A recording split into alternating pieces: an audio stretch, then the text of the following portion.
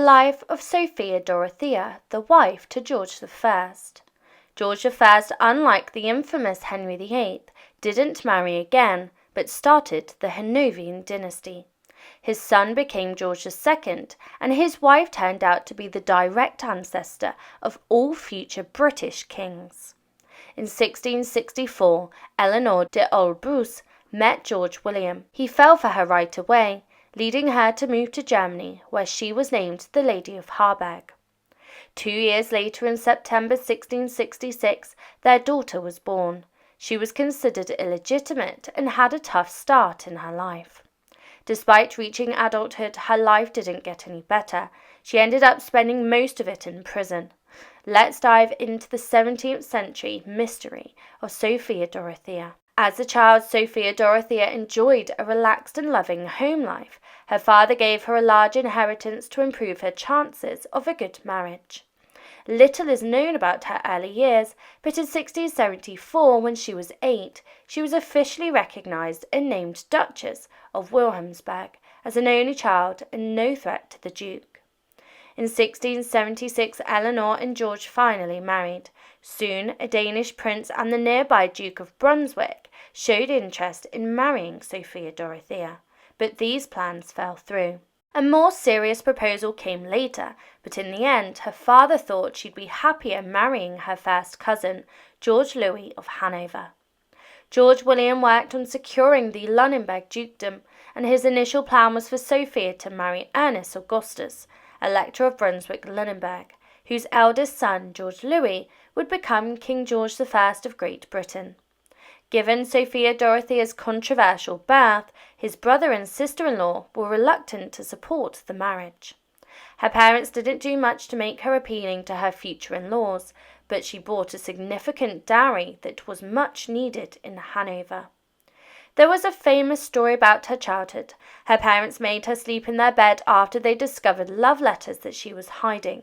Another story tells of her reaction to her arranged marriage. She threw a diamond-covered miniature of George Louis against the wall and declared that her parents would have to drag her to the wedding.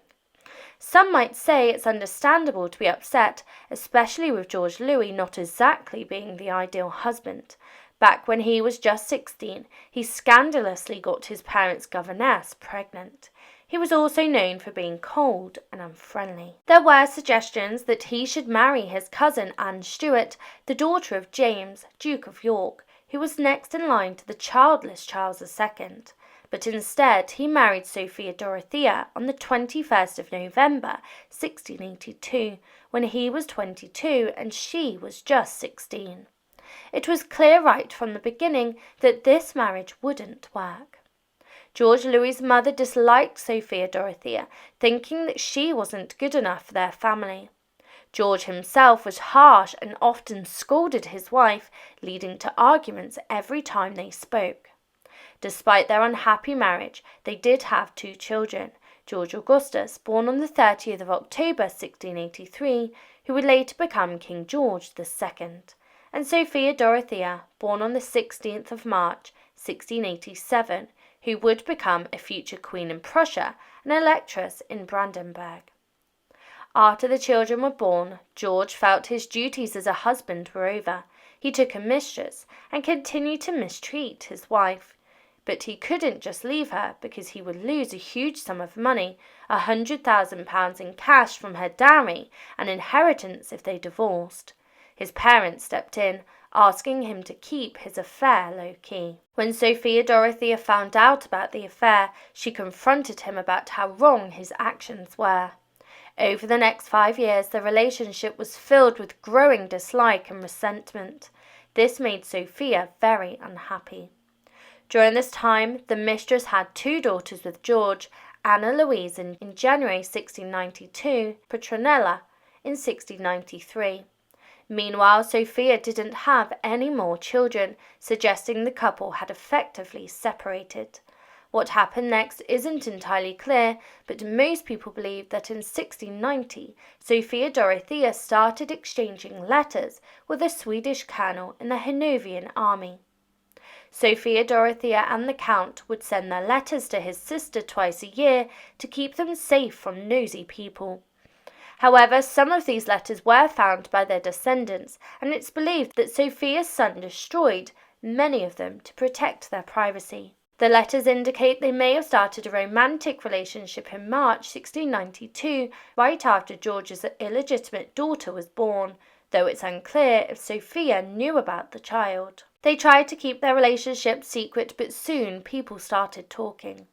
Sophia's mother and mother-in-law tried to get her to end the affair, worried about her already troubled marriage.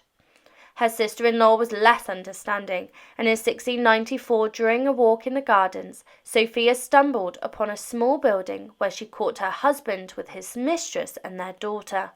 This led to a fierce argument, where George even tried to strangle her. Sophia hoped for support from her in-laws, but they coldly advised her to overlook her husband's actions and not react. Frustrated and desperate, Sophia began planning to escape with her count. Since George controlled all of her money from her dowry, she asked her parents for financial help, but they said that they had no funds to give. The marriage seemed beyond repair, and George even considered discussing a legal separation with his father. On the evening of the 1st of July 1694, the Count was seen at Sophia's home. That night, Ernest Augusta's mistress, the Countess von Platen, who disliked Sophia, tricked him with a message and later boasted to Ernest Augusta about capturing the couple. After getting his reluctant approval, she locked the doors of Sophia's apartment. When the Count tried to leave, von Platen and her allies attacked him in the apartment and killed him. Von Platen explained the situation to Ernest Augustus, who hadn't authorized a murder. To cover up the crime, Ernest had the Count's body hidden in the palace walls, covered up with quicklime. Sophia Dorothea, located far from the scene, heard nothing. The next day she was confined to her room by court order. The official stance was that the Count had disappeared voluntarily, and calls for an investigation were ignored, yet many suspected murder. Meanwhile, George, Ernest Augustus and George Louis started legal proceedings to divorce Sophia. They used their supposed refusal to live with George Louis as an excuse, unrelated to any infidelity. She was moved from Hanover to the castle in Celle, Alden. Officially, it was stated that she had tried to escape and was now under her parents' care, should anyone powerful ask about her situation. Throughout the divorce process, Sophia insisted that she had done nothing wrong, but the judge decided in her favour of her husband. Her father and father-in-law agreed that George Louis could keep her dowry for the benefit of their children and made sure that she couldn't leave Alden Castle. Sophia wasn't told about these decisions, and after her marriage officially ended on the 28th of December, she said goodbye to her children, not knowing she would never see them again. She thought moving to Alden might allow her more freedom to visit her parents, but she soon realised she was actually a prisoner there. Her mother visited often and asked for her release, but her father never came to see her. Legally, Louis could remarry as the innocent party, but he chose not to, and also stopped their children from contacting her. Sophia Dorothea ended up confined for life in the castle's north wing, guarded by a team of 40 men. At first she was only allowed in the mansion's courtyard, then later in the gardens with a guard, and after 2 years she could take short supervised walks. Conflicts and renovations at Alden sometimes forced her to stay at Celle Castle or Essel. She was served by a local entourage, including 2 ladies-in-waiting and various house and kitchen staff. Eventually released, she became known as the Duchess of Alden, but was emotionally detached from everything. In her letters, Sophia Dorothea expressed continued love for her ex-husband and pleaded for a chance to see her children. She also wrote to her former mother-in-law, wishing to meet her before she died. Neither George Louis nor Electress Sophia responded. Towards the end of his life in 1705, her father wanted to see her to make amends, but his minister advised against it, fearing diplomatic issues with Hanover, so the visit never happened. After her mother's death in 1722, Sophia Dorothea was alone. In 1725 she dressed up daily and waited by the window, hoping to see her daughter, the Queen of Prussia, who was visiting Hanover, but she never came. Sophia's later years were marred by health problems. She became significantly overweight, and her well-being was frequently undermined by febrile colds that left her shivering and miserable, along with persistent indigestion that made meals a source of discomfort rather than pleasure. Her physical ailments continued to worsen, culminating in early 1726 when she suffered a debilitating stroke. This marked the beginning of a steep decline in her health. By August of that year, Sophia's condition deteriorated further. She was struck by a severe bout of colic, a painful abdominal condition that confined her to her bed. Griped by intense pain, she became increasingly despondent and refused all forms of food and medical treatment. Her refusal to eat or seek help suggested a deep resignation to her fate, perhaps hastened by the cumulative toll of her illnesses and the isolation that she felt in her later years. Her life came to a quiet end just before midnight on the 13th of November, 1726, at the age of 60. Following her death, an autopsy was performed, which revealed the extent of her internal afflictions. The doctors discovered that she had succumbed to liver failure. Additionally, her gallbladder was obstructed, a condition compounded by the presence of 60 gallstones, a staggering number that underscored the severe underlying medical issues that she'd faced. Sophia Dorothea's death was noted with minimal fanfare. Her former husband, from whom she had been estranged for many years, placed a brief announcement in the London Gazette stating that the Duchess of Alden had passed away. Notably, he expressly forbade any public displays of mourning in both London and Hanover, reflecting the continued estrangement and possibly unresolved bitterness between them. His disdain for any form of mourning was further evidenced by his reaction to the news that members of his daughter's court in Berlin had donned black attire in mourning. Reports indicate that he was incensed upon hearing this, although his reasons remained rooted in the complexities of their personal and political histories.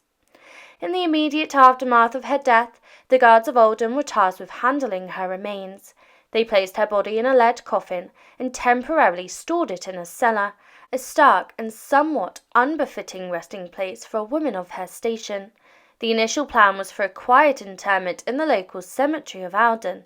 However, this plan was thwarted by weeks of relentless heavy rain that rendered the cemetery inaccessible.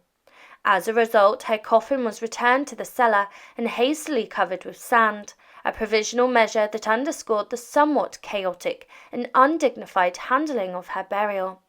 It was not until May 1727, several months after her death, that conditions finally allowed for Sophia to be buried. The delayed burial took place without any ceremony, quietly, and without mourning typically afforded to individuals of her rank. The austere and almost forgotten conclusion to her life stands in stark contrast to the complexities and intrigues that had marked her earlier years as a consort caught in the turbulent cross-currents of European nobility. Her final resting place, devoid of pomp or significant recognition, perhaps epitomizes the isolation and neglect that she experienced in her final years, far removed from the power and influence that she once defied her life.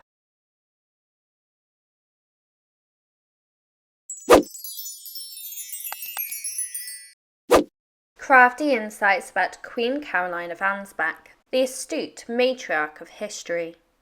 Queen Caroline of Ansbach was a commanding figure in British history, wielding influence that surpassed expectations with her exceptional intelligence.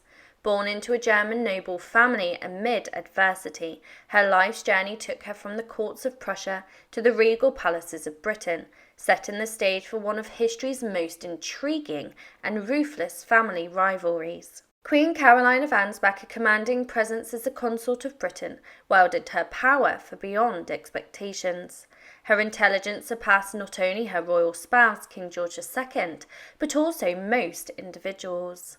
Caroline was a mastermind who devised intricate plots, often targeting those within her own family. Join us to discover one of history's most ruthless family rivalries. Caroline's tumultuous family background may have contributed to her complex interpersonal relationships. Born in 1683 into a German noble clan, she faced early adversity. Her father succumbed to smallpox when she was just 3 years old, and her mother passed away when she was 13, leaving her an orphan. Nonetheless, fate had great plans for her. Alone and vulnerable, Caroline found herself in the court of the King and Queen of Prussia, primarily due to her mother's friendship with Queen Sophia of Prussia. Sophia welcomed her as a ward and soon discovered Caroline's exceptional intellect, curiosity, and emerging beauty. This set the stage for a significant turning point in her life. Caroline's aristocratic lineage, captivating beauty, and sharp intellect led her surrogate mother, Queen Sophia, to hail her as the most agreeable princess in Germany. It didn't take long for Queen Sophia to consider a marriage proposal to the future Holy Roman Emperor. However, Caroline's response was nothing short of shocking. In 1705, Caroline faced yet another monumental trial in her young life. That year, her beloved Queen Sophia tragically succumbed to pneumonia at the mere age of 36. The news left Caroline in a deep state of mourning, and she confided to a friend, "The calamity has overwhelmed me with grief and sickness, and it is only the hope that I may soon follow her that consoles me." However, fate had a different path in store for her. Although Queen Sophia had departed, her memory lingered. In June, Prince George Augustus of the House of Hanover, Queen Sophia's nephew, paid a peculiar visit to Caroline's court. Strangely, he arrived in disguise, and his motives went beyond mere amusement. Prince George had a serious mission to court Caroline and secure an heir. Nevertheless, his family's history and marriage matters were plagued by turmoil. The House of Hanover was notorious for internal conflicts, and his father's marriage to Sophia Dorothea of Celle had ended in tragedy. It was rumoured that the patriarch had murdered his wife's lover and imprisoned her for decades, separating her from her children. George saw it essential to investigate Caroline as a potential bride, but he couldn't have foreseen how this would backfire. George's infatuation with Caroline was evident from the outset. He had heard rumours of her incomparable beauty and mental attributes, but her actual qualities exceeded his wildest expectations. He couldn't divert his attention from her. However, Caroline, with her keen perception, recognised his true identity from the beginning. Fortunately for George, she found him appealing and eventually agreed to marry him. Nevertheless, she might have had her own hidden agenda. George's family had firmly established himself in the realm of dysfunction, as evidenced by his mother's imprisonment and estrangement. Yet there was one distinct advantage they possessed. They were next in line for the British throne. While Queen Anne, their distant cousin, currently reigned, her health was fragile, and she had no heirs. Thus the sceptre was on its way to George's father, and eventually George himself. When Caroline agreed to marry George, it's difficult not to speculate that she might have had aspirations for the crown, although she had no inkling of the challenges that lay ahead. Shortly after the wedding and a modest ceremony in George's homeland of Hanover, Caroline faced immense pressure. Her in-laws were adamant about the urgent need for a male heir. In fact, George's father went so far as to ban him from participating in military campaigns until Caroline was expecting, and the expectation was that their child would be a boy. This was the cost of marrying into a soon-to-be royal lineage, but Caroline had a knack for coming out on top, as she consistently did. Defying societal norms for their era, George and Caroline were deeply in love and had no trouble fulfilling their marital obligations. Consequently, Caroline became pregnant almost immediately, and she gave birth to a son, Frederick, in January 1707. However, what might have been considered a fortunate turn of events in other circumstances became a tumultuous beginning for Caroline. Shortly after childbirth, Caroline was struck down by smallpox and subsequent to pneumonia, teetering on the brink of death. The palace took precautions to keep her newborn son away from her to prevent potential infection, while George, devoted to his wife, remained at her side to nurse her back to health, even contracting smallpox himself. Fortunately, both survived, but it was only the start of a tumultuous journey with little Prince Frederick, and speaking of tumultuous. Although George's love for Caroline led him to endure smallpox for her sake, he did not restrain himself to a monogamous relationship. Much like many nobles of the time, George maintained multiple mistresses alongside his marital obligations with Caroline. It was evident because she gave birth to 3 more children, all girls, in less than a decade. However, there's an intriguing twist to the extramarital situation. Caroline of Ansbach was undeniably astute. She knew how to manage her husband's wandering eye. Rather than confronting it, she chose to embrace it, and even encouraged George to discuss his mistresses with her. This way she remained in the loop rather than being kept in the dark. Furthermore, she often employed these women as her ladies-in-waiting, giving her a watchful eye on their activities. Caroline brought stability to George's historically turbulent household, but she was about to face some challenging years. In 1714, Queen Anne of Great Britain passed away, and Caroline's father-in-law ascended to the English throne as King George I, with Caroline and her husband becoming the Prince and Princess of Wales. Consequently, Caroline embarked on a sea voyage to England to personally assume her new titles and adapt to royal life. However, there was something she had left behind at home. Queen Caroline Part 2. Upon relocating to England and taking on their new roles, Caroline and George made the heart-wrenching decision to leave their 7-year-old son, Prince Frederick, in the care of his uncle in Germany. Upon their relocation to England and their new roles, Caroline and George brought most of their daughters with them, opting to leave their 7-year-old son, Prince Frederick, in the care of his uncle back in Germany. Perhaps this decision appeared reasonable at the time, but it would be a grueling 14 years before they would reunite with him, among other complications. Caroline, however, was not one to dwell in sentimentality. Instead, she quickly became entangled in British intrigue. Caroline's move to England as Princess of Wales ushered in a significant shift in her life. Since there was no Queen Consort, recall that the King of England had his former wife locked away in Germany, Caroline now held the highest ranking position among women in the realm. The newfound power seemed to go to her head.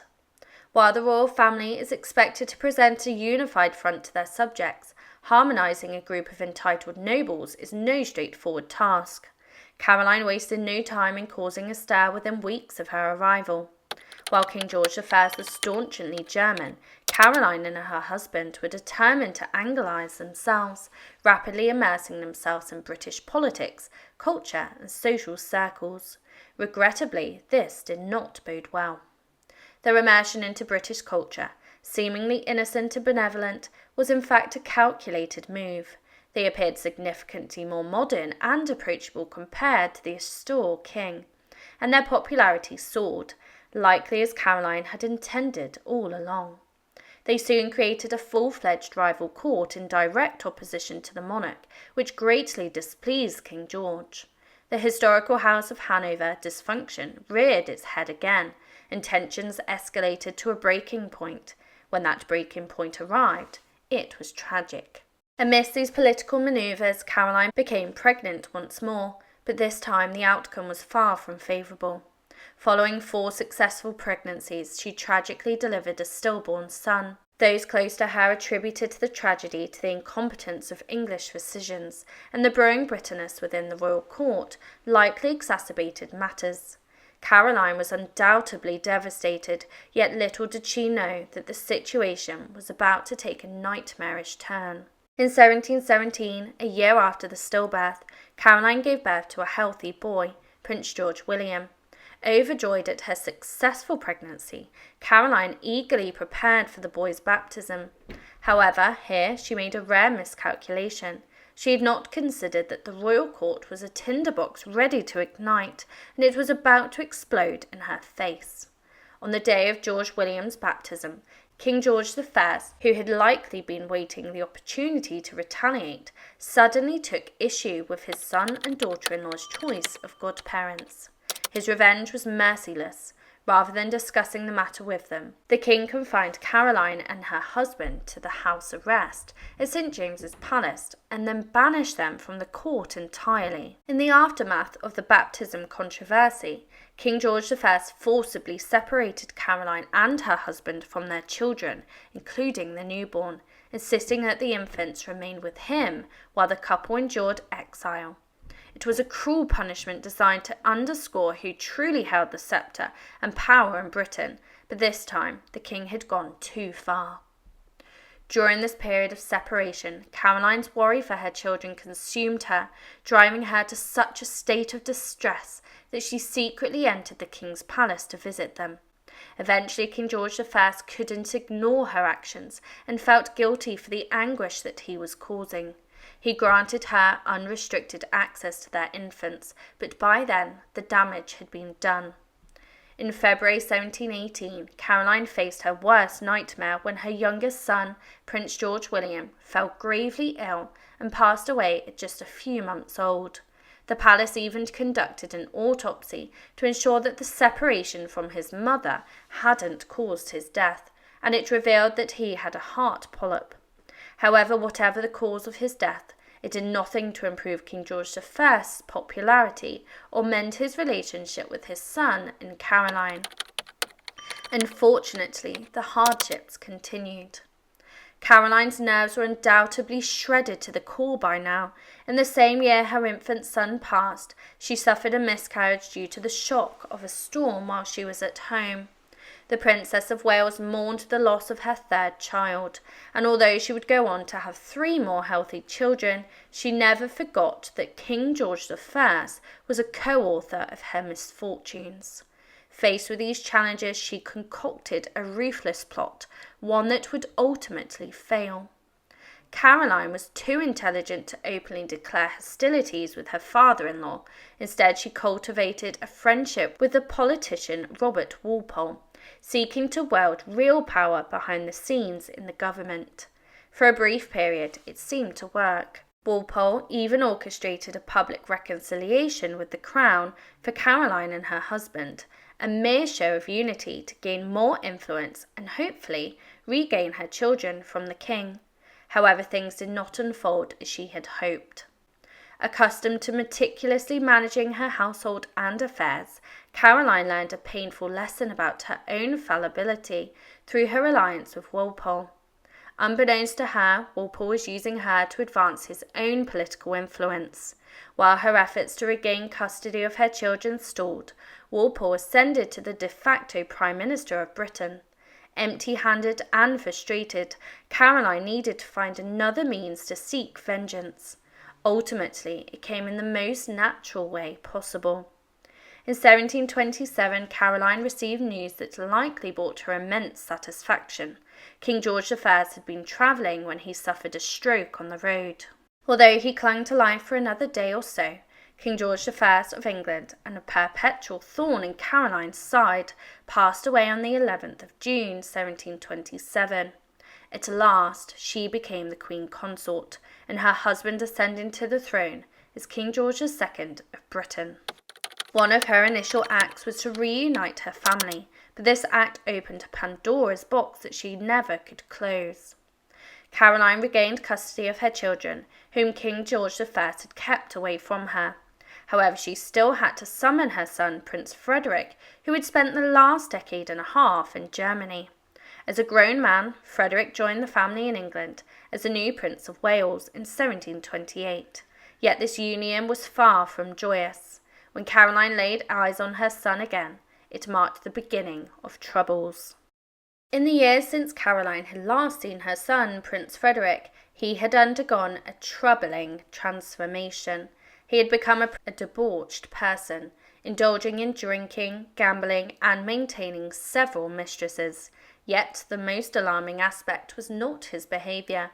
Frederick harboured a deep resentment for his absent parents, and perhaps as a karmic twist related to Caroline's own actions as the Princess of Wales, he swiftly aligned himself with her political adversaries, if only it had ended there.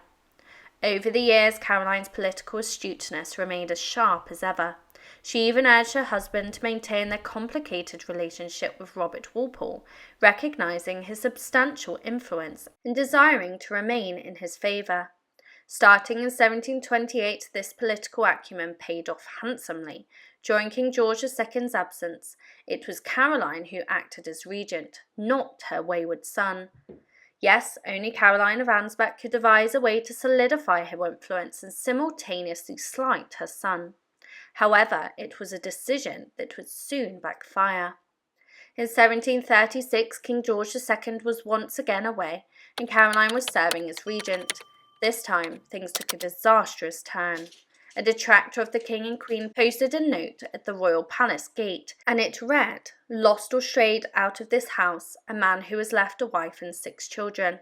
It marked one of the first signs of unrest against Caroline's sway over George, and the situation was on the verge of escalating dramatically. When King George II finally attempted to return his post in England several months later, a series of misfortune nearly spelled catastrophe. First, his ship encountered a storm, leading to rumours in London that the king had perished. Upon his return, matters only worsened as he collapsed into illness upon reaching his bed. Caroline must have been riddled with anxiety, but her son Frederick saw it as a ruthless opportunity. While Frederick inherited his mother's disdain for the older generation, he had none of her political finesse. Everything he did was grandiose and brash. For instance, Frederick rapidly propagated another rumour that the king had truly passed away, prompting King George II to rise from his feverish haze and prove that he was still alive. At this juncture, Caroline and George recognised that they needed to address their troublesome son. However, their solution would prove to be calamitous. Possibly hoping that marriage would temper her son's behaviour, Caroline had wed Frederick to 16-year-old Princess Augusta of Saxe-Gotha just before the shipwreck debacle. Yet this union did not quell his rebelliousness. It merely provided him with a new pawn to employ in his efforts to antagonize his parents. At one point, he instructed the naive Augusta to arrive at the chapel after Queen Caroline, forcing her to rudely nudge the consort aside to claim her seat. It was a petty irritation Frederick took great pleasure in. However, his next move would propel this feud to ludicrous extremes. When Frederick's new wife became pregnant, he devised another scheme to exact revenge on his mother and father. As soon as he learned of Augusta's labour, he initiated a ruthless plot. He compelled the princess to undertake a nocturnal journey to a remote palace for the birth of their baby daughter, on a tablecloth, no less, as the palace was unprepared to receive her. Why did he do this? To ensure that his parents would not be present for the birth of their grandchild. When Caroline discovered this, her response was unrelenting. Caroline was no stranger to the realm of familial discord, and despite her horror at Frederick's actions, she managed to deliver a scathing insult of her own. You see, royal births typically had numerous witnesses, primarily to ensure the legitimacy of the child, especially if it was a boy and not some sort of changeling.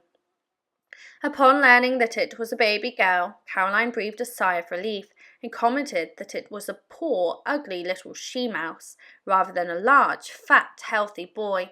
However, her response didn't end with words alone. Attempting to exclude one's royal parents from the line of succession is not advisable, and Caroline and King George II ensured that their son faced severe consequences for his actions. They exiled him from their court, mirroring the same actions taken against them by the previous king. Consequently, parents and son were officially estranged from one another. Remarkably, despite all the preceding tension, the situation managed to become even more awkward. Frederick grew up without a mother's influence, so perhaps he can be forgiven for not fully comprehending the extent of her vindictiveness. Over time, Caroline and George not only openly favoured their younger son, Prince William, but also explored methods to divide the inheritance in a way that would minimise Frederick's share of their holdings. Around this period, Caroline uttered statements that could never be taken back. Caroline's deep-seated animosity towards her son was evident, and she did not hold back her caustic remarks. It is reported that she once expressed, "I wish the ground would open this moment and sink the monster to the lowest hole in hell," or when speaking of Frederick's long-suffering wife Augusta, "Poor creature, were she to spit in my face, I would only pity her for being under such a fool's direction, and wipe it off." Motherhood, particularly with a son like Frederick, clearly did not suit Caroline. It would also prove to be her downfall. In 1724, when Caroline gave birth to her final child, she experienced a significant umbilical hernia. More than a decade later, this condition resurfaced in the most dreadful way possible. Following a formal reception in the winter of 1737, Caroline was in excruciating pain and confined to her bed. Alarmingly, a portion of her intestine had protruded through the old hernia opening, putting her life at risk. This marked the beginning of a period of desperation. King George II's love for his wife remained unwavering, and he implored the royal physicians to undertake a series of treatments in hope of curing her. However, despite various medical procedures, purging and bloodletting, Caroline's suffering only intensified. Recognizing that her end was near, Queen Caroline decided to enact one of her final acts of vengeance. Throughout this period, Caroline's son, Frederick, desperately sought the chance to see his dying mother one last time. Her response was chilling. Directed by his wife, King George II forbid Frederick from visiting Caroline, although the Queen Consort later relented and sent a message indicating her forgiveness. That note likely carried a touch of passive aggression. But soon her demeanour turned downright aggressive. Caroline's last moments on earth were marked by excruciating pain. Her strangulated bowel ruptured on the 17th of November 1737, and she writhed in agony for 4 more days before passing away on the 20th, at the age of 54. Yet there was a parting victory. As attendants prepared to lay her to rest in Westminster Abbey, she remained certain that her son Frederick was not invited to the funeral. Amid her painful demise, Caroline received the love of her husband. King George II reportedly wept by her bedside as she slipped away. When she urged him to remarry after her passing, he protested, stating, "No, I shall have mistresses," to which she retorted, "My God, that doesn't prevent it." When King George II followed her in death 23 years later, he was laid to rest in a matching coffin beside her. Not all of her relationships found such closure. In the end, all of Caroline's conflicts with her son, Prince Frederick, came to naught. Not only had she passed into history, but Frederick did not live long enough to ascend to the British throne. In 1751, at the age of 44, he likely succumbed to a pulmonary embolism, leaving his son, Caroline's grandson, to become King George III instead. Caroline's intellect and curiosity made her one of the most captivating women of her era, and she found herself at the forefront of many 18th century debates and advancements. She corresponded with the renowned philosopher Gottfried Leibniz and held salons for writers like Jonathan Swift. However, her most enduring intellect legacy had a darker side. During that period, medical practitioners were exploring new methods for inoculating against deadly diseases like smallpox, the very ailment that claimed Caroline's father. Caroline supported this research by initially testing the potentially perilous inoculation on condemned prisoners and subsequently using it on her own children, including Frederick. Did it prove effective? Yes.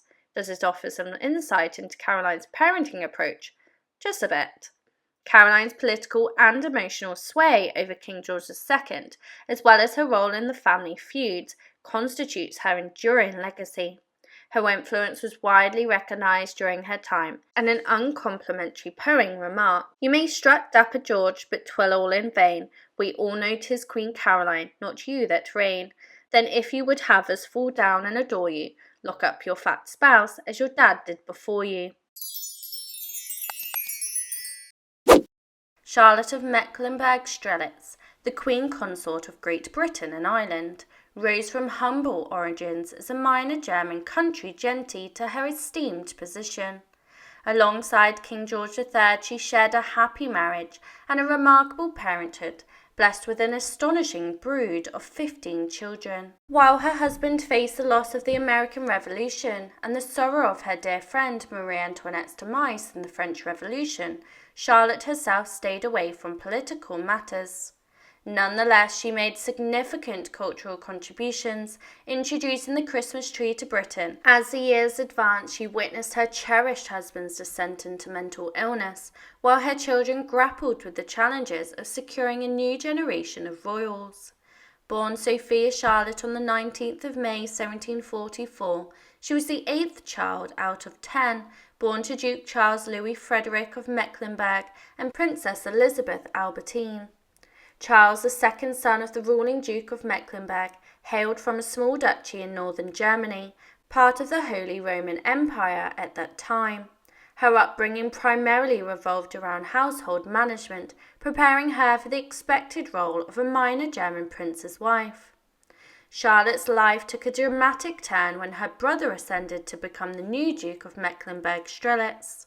The family relocated to the town of Neustrelitz, where Charlotte was exposed to courtly life, art, and music. Her mother formed an alliance with King George II of Great Britain, as Mecklenburg shared a border with George's hereditary Duchy of Hanover. The two German families had numerous connections, with Charlotte's mother being the second cousin of Augusta of Saxe-Gotha, the British king's daughter-in-law and soon-to-be mother of King George III. At the age of 22, George III initially fell in love with Lady Sarah Lennox. However, his advisers discouraged him from marrying an English aristocrat.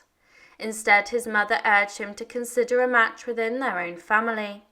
Princess Charlotte, George's third cousin, captured his attention. Charlotte's appeal to George extended beyond her physical appearance, and her upbringing in an insignificant German duchy meant that she had little exposure to politics and intrigue. The king publicly declared his intention to marry Charlotte and dispatched counsellors to bring her from Mecklenburg to the UK.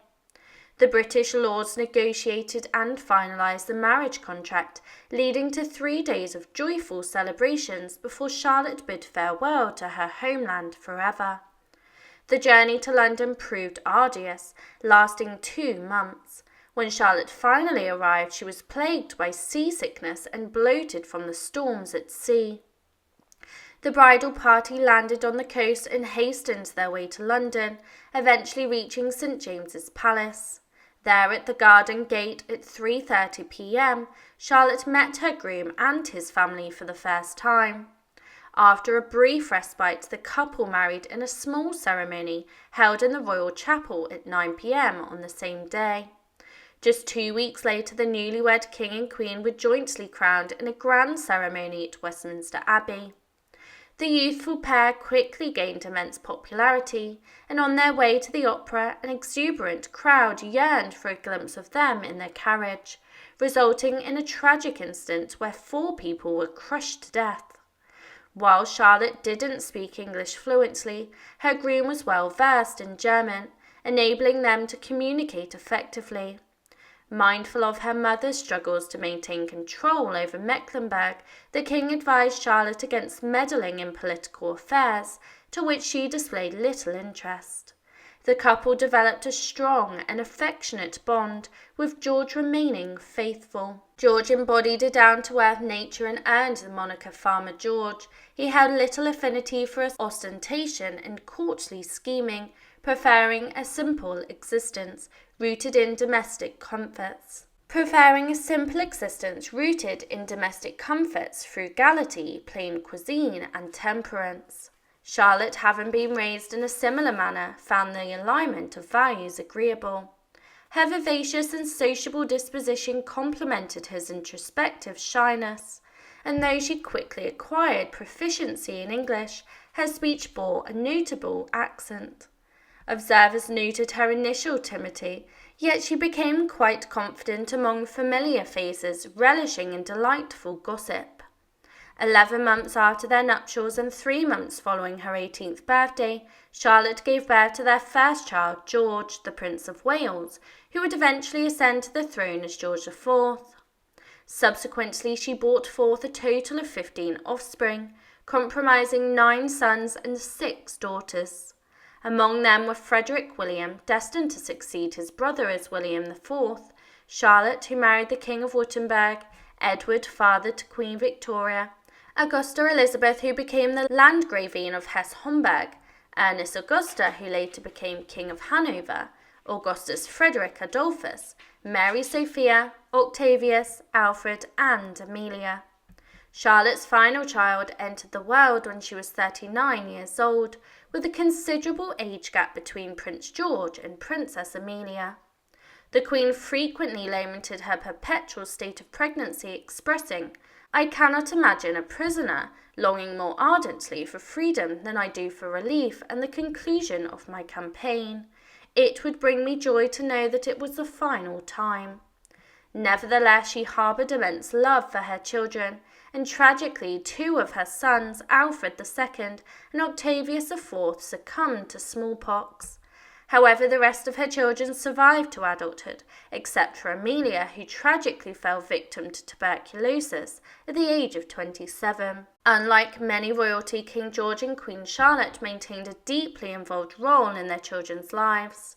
George delighted in frolicking on the floor and engaging in games with his brood in the garden. Charlotte, while more formal and strict, displayed affectionate care towards her offspring. Education held paramount importance to her, employing tutors for her sons as expected of princes, but distinctively appointing well-educated governesses to educate her daughters. Charlotte's relationship with her mother-in-law Augusta remained strained. Augusta even paid spies among Charlotte's staff, enforcing rigid court protocols that hindered the Queen's ability to befriend British ladies. Consequently, Charlotte relied heavily on the companionship of her German entourage, and Augusta would then criticise Charlotte for her failure to assimilate into her new home. Within 4 years of their marriage, George experienced his first initial bout of mental illness, yet Augusta deliberately kept Charlotte uninformed about her husband's condition. Parliament passed a bill dictating that if the king became incapacitated, Charlotte would assume the role of regent. Augusta vehemently opposed this, desiring the regency for herself. As George's love for his wife and their growing brood intensified, Queen Charlotte's stature at court surged, eclipsing her mother-in-law's influence. Princess Augusta passed away at the age of 52, 11 years into her son's marriage. During their wedding, the official royal residence was St James's Palace, a creation of Henry VII, nestled in the heart of London. However, George and Charlotte preferred to reside in the suburban palaces of Kew and Windsor Castle. They embraced a laid-back lifestyle, often strolling through the gardens together without an entourage. Charlotte took a keen interest in developing the gardens at Kew. The Queen nurtured an ardent passion for botany, amassing a vast collection of plant species obtained by British explorers from all corners of the world. In her honour, the South African bird of paradise was named Strelitzia regine. Her fascination extended to the menagerie of exotic creatures as well. As a wedding gift, she received South African zebras and kept an elephant, kangaroos, and parrots. 2 Pomeranian dogs, Phoebe and Mercury, accompanied her from Germany, and she bestowed their offspring upon favoured courtiers, thus popularising the breed in Britain, her tradition continued by her granddaughter, Queen Victoria. To provide a more secluded haven for his beloved wife, George acquired Buckingham House, which Charlotte adored, and later became known as the Queen's House. Many of their children were born in there, and Charlotte left her mark by expanding and redecorating the interiors of Buckingham House and the Queen's Lodge at Windsor, embellishing them with vibrant colours and Indian paper. Her style was renowned for its dazzling charm and tastefulness, yet unfortunately none of her interior designers have survived. Later, her son George IV extensively altered Buckingham House, transforming it into the iconic Buckingham Palace that still serves as the official royal residence under Queen Victoria's reign and to this day. The royal couple embraced the novel concept of seaside holidays, thereby popularizing beach vacations. In 1768, the city of Charlotte, North Carolina, was named in honor of the British Queen, while the country in which it resides was named Mecklenburg. Often referred to as the Queen City, Charlotte boasts several statues commemorating Queen Charlotte's legacy. Her Majesty gained renown for her compassionate treatments of servants, displaying great kindness towards them. Deeply sympathetic to the plight of the poor, she decided to alleviate philanthropy as a new public face of the royal family, a tradition that still endures. She established an orphanage and a maternity hospital and organised charity balls to support her initiatives. On the 19th of May 1780, in celebration of her 38th birthday, George hosted a ball to raise funds for Chelsea Hospital. The event introduced a new tradition, the royal presentation of all unmarried noble ladies, and they were invited to be presented before Queen Charlotte in the drawing room at St James's Palace. This marked the inception of the London social season, a crucial milestone for aristocratic daughters in their pursuit of suitable matches. They donned exquisite court dresses adorned with colourful embroidered silk and wore 3 white ostrich feathers in their hair, evoking the fashion of the late 1700s, characterised by wide mantua hoop skirts. Queen Charlotte's commitment to tradition led to some unique fashion combinations, even when the empire silhouette featuring a high waist and slender collar skirt came into vogue in 1804. The Queen, with her love for the past, insisted on preserving the hoop skirts reminiscent of her youth.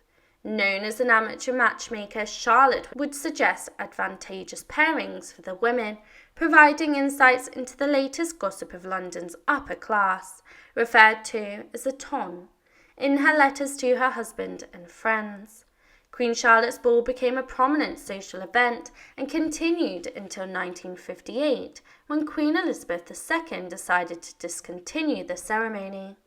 Nonetheless, the women's balls found their way to the United States, serving as a foundation for a more democratic alternative known as the high school prom. In the early 2000s, Queen Charlotte's Ball was revived in London, now featuring classes on business skills, networking, etiquette, and philanthropy. The women still curtsy to a magnificent birthday cake, symbolising the memory of the illustrious Queen Charlotte. In 1800, Charlotte organised a Christmas ball at the Queen's Lodge that had a significant impact on British culture. She invited all the children of Windsor to attend and was surprised to see a decorated yew tree in the drawing room, which was the first English Christmas tree. This tradition was originally an ancient German pagan custom, but it was Christianized by Martin Luther in 1500s. Charlotte had already introduced this tradition to her own children, and every Christmas she would decorate a single yew branch with the help of her ladies-in-waiting. However, in 1800 she went all out and decorated the tree with sweetmeats, fruits, toys, and small wax candles. The children were thrilled to receive a portion of these treats and toys, and this event popularised the tradition of decorating Christmas trees in Britain and its colonies. Charlotte had a wide range of interests, including playing cards, horseback riding, and singing while playing the harpsichord. She and George had a preference for German music, particularly the works of George Frederick Handel. To improve her musical skills, she hired Johann Christian Bach, the son of Johann Sebastian Bach, as her personal music teacher. Charlotte even hosted a young Wolfgang Amadeus Mozart at the palace, where he played complex arrangements and accompanied the Queen's singing of an aria. Mozart later dedicated his Opus 3 to her. Charlotte was hesitant to let her daughters marry, as she didn't want them to endure the pain of constant pregnancy and leave her side. Nevertheless, they became restless and longed to start their own lives, leading to a few of them having affairs with palace servants instead. Of her 6 daughters, only 3 got married, and one of them had a stillborn child. Charlotte's sons, on the other hand, were given more freedom, perhaps too much so. George the eldest was given his palace, Carlton House, at the age of 18, where he indulged in drinking and affairs with the mistresses. His annual allowance of £50,000 was insufficient to support his extravagant lifestyle, and he frequently had arguments with his parents. He secretly married to Catholic commoner Maria Fitzherbert, but his father refused to bail him out of debt unless he left Maria and married his first cousin, Caroline of Brunswick. The couple married the next day and had a child named Charlotte 9 months later, but they despised each other. The Queen was responsible for bringing up her granddaughter. Charlotte had a mild interest in politics and mainly focused on German affairs to help her brother. She may have influenced her husband to intervene in the War of Bavarian Succession, but asked her brother to destroy any letters related to politics to avoid offending her husband. Charlotte remained largely uninvolved in the tumultuous political events that unfolded during George III's reign. While he aimed to be an active ruler rather than a mere figurehead, George III campaigned and invested money in political candidates who would support his agenda. He successfully fragmented the political parties and appointed a compliant prime minister who would carry out his wishes. However, George did not anticipate being held responsible when things went awry. One of George's initiatives was his interest in agriculture and his desire to have more land owned and farmed by aristocrats. To accomplish this, he championed the Enclosures Act of 1773, which allowed the wealthy to seize and enclose a significant portion of the country's common land that had been shared and cultivated by communities for centuries. This had a profound impact, concentrating wealth in the hands of privileged few while impoverishing and starving the rest of the population. Another ill-fated decision was the imposition of the Stamp Act, a tax levied on the American colonies. The colonists were outraged, as they had their own local governments and taxation systems, and saw no reason to pay taxes to a distant government in which they had no representation. In 1776 they declared their independence from Britain, and George dispatched his army to suppress the rebellion. But after 5 years of warfare, the scrappy colonists emerged victorious over the formidable Redcoat army. With a need for a new penal colony, Britain turned its attention to the recently explored continent of Australia, establishing a settlement there in 1788. Meanwhile, in 1788, King George suffered another severe bout of mental illness. He exhibited symptoms such as incessant talking, foaming at the mouth, and rampaging through the palace. The exact nature of his illness remains unclear, whether it was porphyria, a hereditary blood disorder, or another condition like bipolar. Charlotte was frightened by her husband's outburst and requested to be moved to a separate bedroom. She and their daughters visited him daily, although these visits were fraught with tension. The king would often cling to them and engage in imaginary conversations with their deceased sons, Octavius and Alfred. Tensions also arose between Charlotte and her 26-year-old son, George, Prince of Wales. She suspected him of conspiring to have doctors declare the king insane so that he could assume the regency. Similarly, he suspected her of attempting to have her own doctors declare the king sane in order to establish herself as regent. Ultimately, Parliament appointed Prince George as regent, while naming Charlotte as the king's guardian. Charlotte maintained a correspondence with Queen Marie Antoinette of France for many years, although they never met in person. They bonded over their shared love of music and art. In 1789, the French Revolution erupted, leading to the imprisonment of Marie Antoinette, her husband Louis XV, and their children. Charlotte attempted to orchestrate a plot to rescue her friend and even prepared palace apartments for the French royals. She was devastated to learn of Louis and Marie Antoinette's subsequent execution by guillotine. In 1798, Ireland rebelled against British rule and was ultimately defeated. Parliament later enacted the 1800 Act of Union, officially incorporating Ireland into the renamed United Kingdom. George III's mental decline continued unabated, leaving him permanently trapped in a state of madness from which he would never recover. Witnessing her beloved spouse endure suffering was an incredibly arduous experience for Charlotte. She actively avoided encountering him, and her own demeanour underwent a transformation. Depression and a volatile temper became part of her character. Even activities she once relished, such as attending public events like concerts, no longer brought her joy. To alleviate her headache, she developed a dependency on snuff, a powdered tobacco substance snorted through the nose. Unfortunately, her relationship with her adult children became strained during this time, and amidst the difficulties, Charlotte discovered solace in the creative pursuit of designing the interiors and gardens of a newly constructed residence known as Frogmore House. From 1811 to 1820, the Prince of Wales assumed the role of Prince Regent, a period famously referred to as the Regency. As he was estranged from his wife Caroline, Charlotte acted as the de facto First Lady of the court, standing alongside him as a hostess. The prince, eager to have a purpose, engaged in frequent disputes with Parliament, and his extravagant lifestyle during the Napoleonic Wars, while the nation endured austerity measures, caused him to be despised by the public.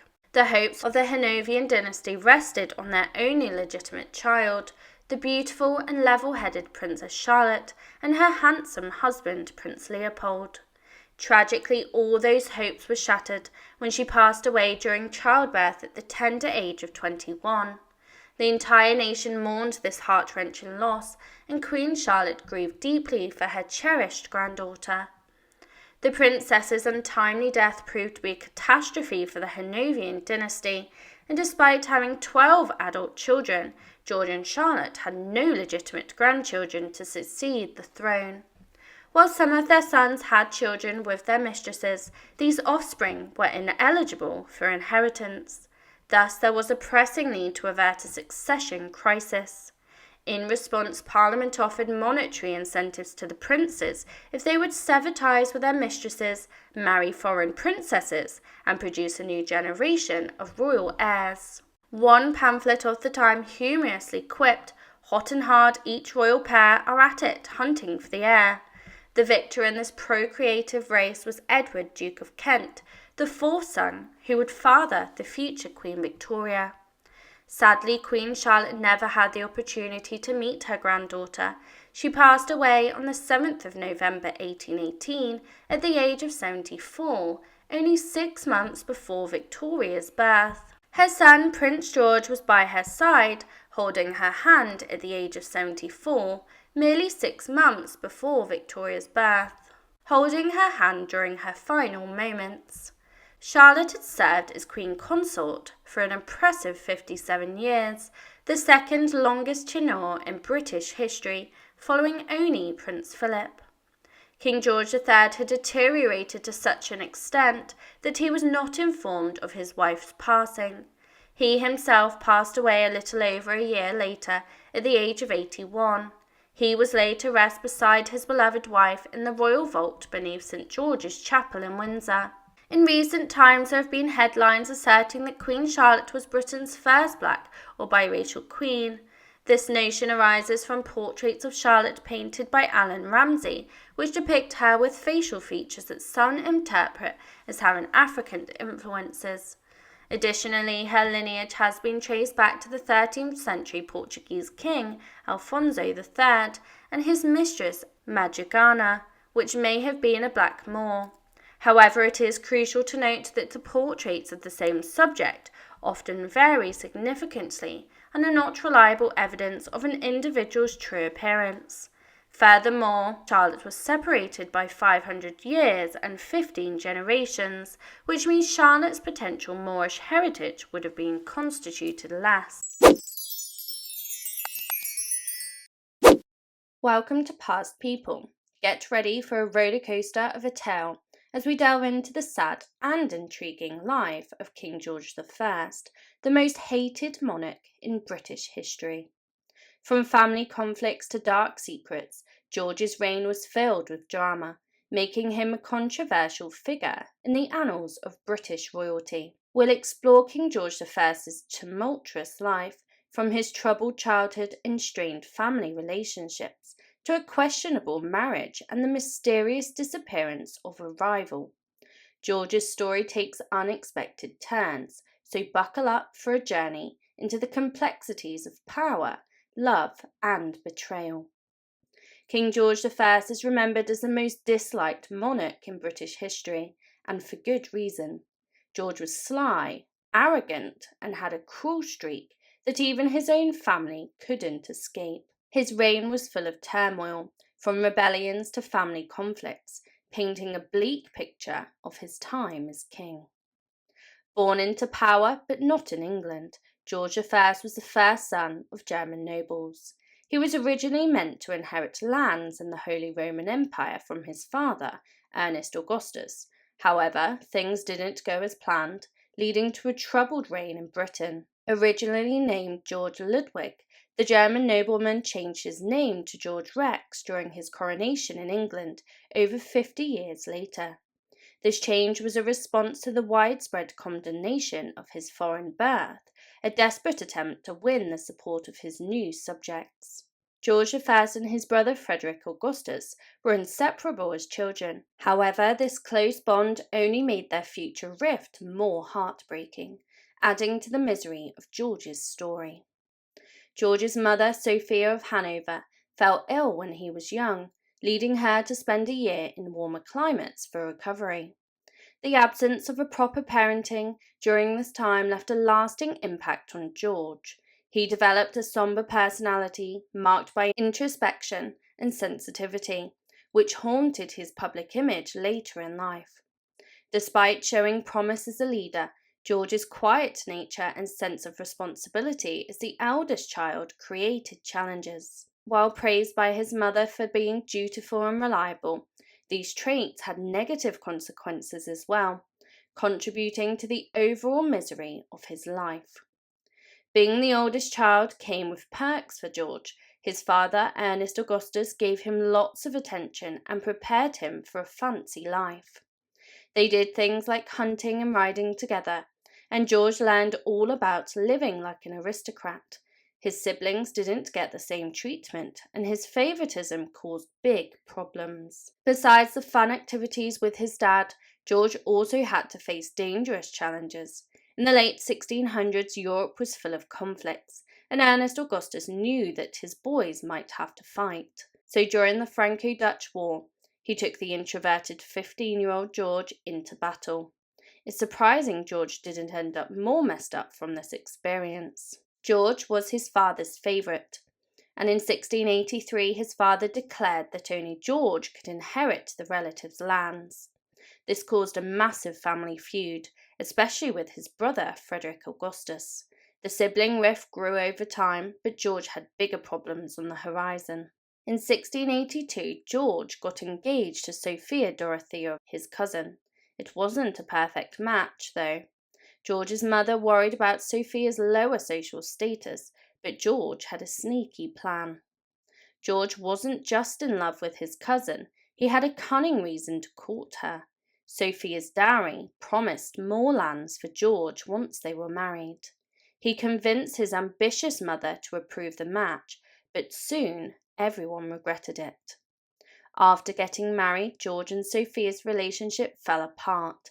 Despite having 2 kids by 1687, they were completely estranged. George spent more time with his mistress than his wife, but it was a two-way street, and Sophia was no stranger to infidelity. Feeling neglected by George, Sophia had an affair with the Swedish Count Philip Christoph. This caused a major uproar. While George got away with his extramarital affairs, Sophia faced the royal family's disapproval, and things got even more interesting from here. George's wife had a strong connection with the Count, and the royal family worried that they might run away together, which would embarrass George. To avoid that, they pressured Sophia to break up with her lover. When she refused, things took a darker turn.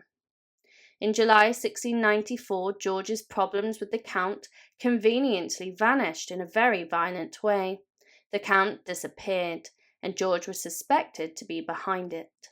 Rumours suggested George's family paid people to harm the lover, either dumping his body in a river or burying him under the palace floorboards. George's true colours were showing, but he wasn't finished with his wife. Not content with the murder of Sophia's lover, George ended his marriage with her, claiming that she had abandoned him. Despite the irony, he went further. With her father's permission, George locked Sophia in the house, far from Hanover, showing his power over her. Sophia remained in royal prison for 30 years, with George denying her her basic rights. He forbade her from remarrying, going into town without supervision, and even kept her away from her own children. Once shy, George had become a harsh ruler, showing no signs of stopping. In a twist of fate, George became the heir to the English throne after locking up his ex-wife. Prince William, the current heir, died unexpectedly, causing a crisis. The Protestant English court overlooked many Catholic potential successors, and George, the next male Protestant in line, inherited the throne. However, it came at a cost. George's mother, Sophia of Hanover, was next in line for the crown, healthier than the current Queen Anne of England. However, Anne didn't want to lose the throne to Sophia and sent a harsh letter. Devastated, Sophia fell ill and eventually passed away. George gained a higher position in the Game of Thrones, but lost his beloved mother. Was it worth it? Spoiler, no. When Queen Anne passed away in 1714, George finally became the king at the age of 54. People called him Lucky George because they never expected this older German man to be their king. However, George's luck didn't last long, as challenges awaited him. Learning he was now the King of Great Britain, George didn't want to give up his easy life in Hanover. Instead of acting like a king, he partied across Europe. His delayed arrival in his new kingdom, coupled with his careless behaviour, did not sit well with the British people. When George finally arrived for his coronation, chaos erupted. Angry riots broke out across England, with people destroying things and causing bloody clashes. Many couldn't accept a foreigner as their king. George faced a humiliating welcome at Westminster Abbey. To the English, George seemed like a country bumpkin. As he approached the Abbey for his coronation, the angry crowd labelled him Turnip King. One protester was even detained for waving a turnip on a stick. George likely didn't understand the insults, mainly because of a crucial reason. During his coronation, things got awkward fast. George, who didn't speak English, struggled to grasp the ceremony's rituals. He relied on Latin and French, stumbling through the day with the help of his aides. When people learned that he couldn't understand their language, his reputation plummeted, and he did little to fix it. In addition to the language barrier, the British formed unflattering opinions about George based on German stereotypes. One belief claimed George accepted any woman who was willing, fat, and had a large breast. While this might have been gossip, some scandalous incidents at his coronation added fuel to the fire. On his coronation day, George's attention was split between two women, one very thin and the other more curvy. The crowd noticed this, calling them the elephant and the maypole. Gossip spread that the king's insatiable lust needed two partners. However, the truth about one woman was quite different. The curvier woman was George's half-sister, and despite the scandalous rumours, there was no romance between them. However, the thin woman was George's longtime mistress. Their relationship caused quite a stir. Though George and his mistress never married, everyone who knew him recognised her as his true love. They had 3 illegitimate children and stayed together throughout their lives. Future Prime Minister Robert Walpole even called her as much the Queen as there was ever, showing George needed all the allies that he could get. To ease tension, George surrounded himself with familiar faces in his new court. His closest aides were Turks that he had captured in battle. They kept English courtiers at bay, preventing them from taking important royal positions. However, this strategy didn't go as planned. As news about the new king spread in British high society, the gossip and laughter behind his back grew. George's secretive behaviour was misunderstood, and the English court labelled him with demeaning nicknames like Honest Blockhead, Corpulent Oaf, and King Log. The aristocracy was not impressed. George's reign in Britain was a humbling experience. Unlike in Hanover, he didn't have absolute control. Parliament had to approve most major changes, and this lack of control made George very uneasy and prone to making bad decisions. George wanted to go back to Hanover, but being king kept him away. He managed occasional visits, but spent a fifth of his rule on pleasure trips to his homeland. In the end, he might have needed to focus more on the throne. In the first year of George's rule, a big rebellion threatened his power. The Jacobites, a group from Scotland, tried to kick George out and make the son of King James II of England the new king. They even raised a small army, but luckily for George, they were defeated. You'd think this would make George look good, but nope. After stopping the rebellion, people were curious about what George would do next. Unfortunately, he made a big mistake. Instead of punishing the rebels, he decided to be merciful. While that's nice, it made his subjects think that he was weak, and the insults kept coming. George didn't handle this very well. Tired of all the mean comments, George started acting very unkingly. The reclusive king avoided being in public as much as possible. He sneaked around London in disguise for late-night card games and hid in the shadows during opera visits. His popularity took another hit. While George struggled socially, his son George Augustus thrived in British society. The younger man claimed to have no drop of blood that was not English. A lie, for sure, but a big problem for King George. Jealous of his son's popularity, King George tried to change his ways. In an unusual move, he started dining in public in 1717, sometimes with 50 guests. He tried to impress the British people by spending money in extravagant ways over the next few years. George spent most of his time at Hampton Court Palace in England, a historic estate. The palace already had many features, but George made crazy changes to outshine his son's popularity. He turned the Great Hall into a theatre and the tennis court into a grand assembly room. When that didn't impress enough, he tried another desperate measure. One calm summer evening, George I floated on the Thames River on a fancy boat with his courtiers. While on this pleasure cruise, German composer Handel played the water music suites. It was a luxurious moment, but with King George there was always more going on than it seemed. The water music show was a big show-off move. Historians still argue about who came up with the idea. Some say George asked Handel to write it to boost his popularity. Another story claims Handel wrote it to mend their friendship after a falling out. But not all of George's fights got fixed. When George's son had a baby in 1717, the king was happy at first. Then things went bad. To help his son, the king picked Thomas Pelham Holles as a baptism sponsor. There was a big problem. The Prince of Wales didn't like Lord Chamberlain, and this led to a disaster. During the baby's christening, chaos erupted. The young father insulted the Lord Chamberlain, who took it as a challenge to a duel. King George's careful plans for his son blew up, and he didn't waste time throwing a tantrum. After the blow-up, King George kicked his son out of the palace. He went a step further.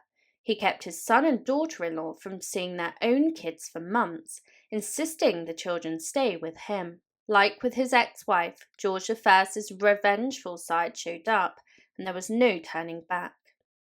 George's harsh punishment made his son desperate. One day, the son and his wife sneaked into the palace to catch a glimpse of their children.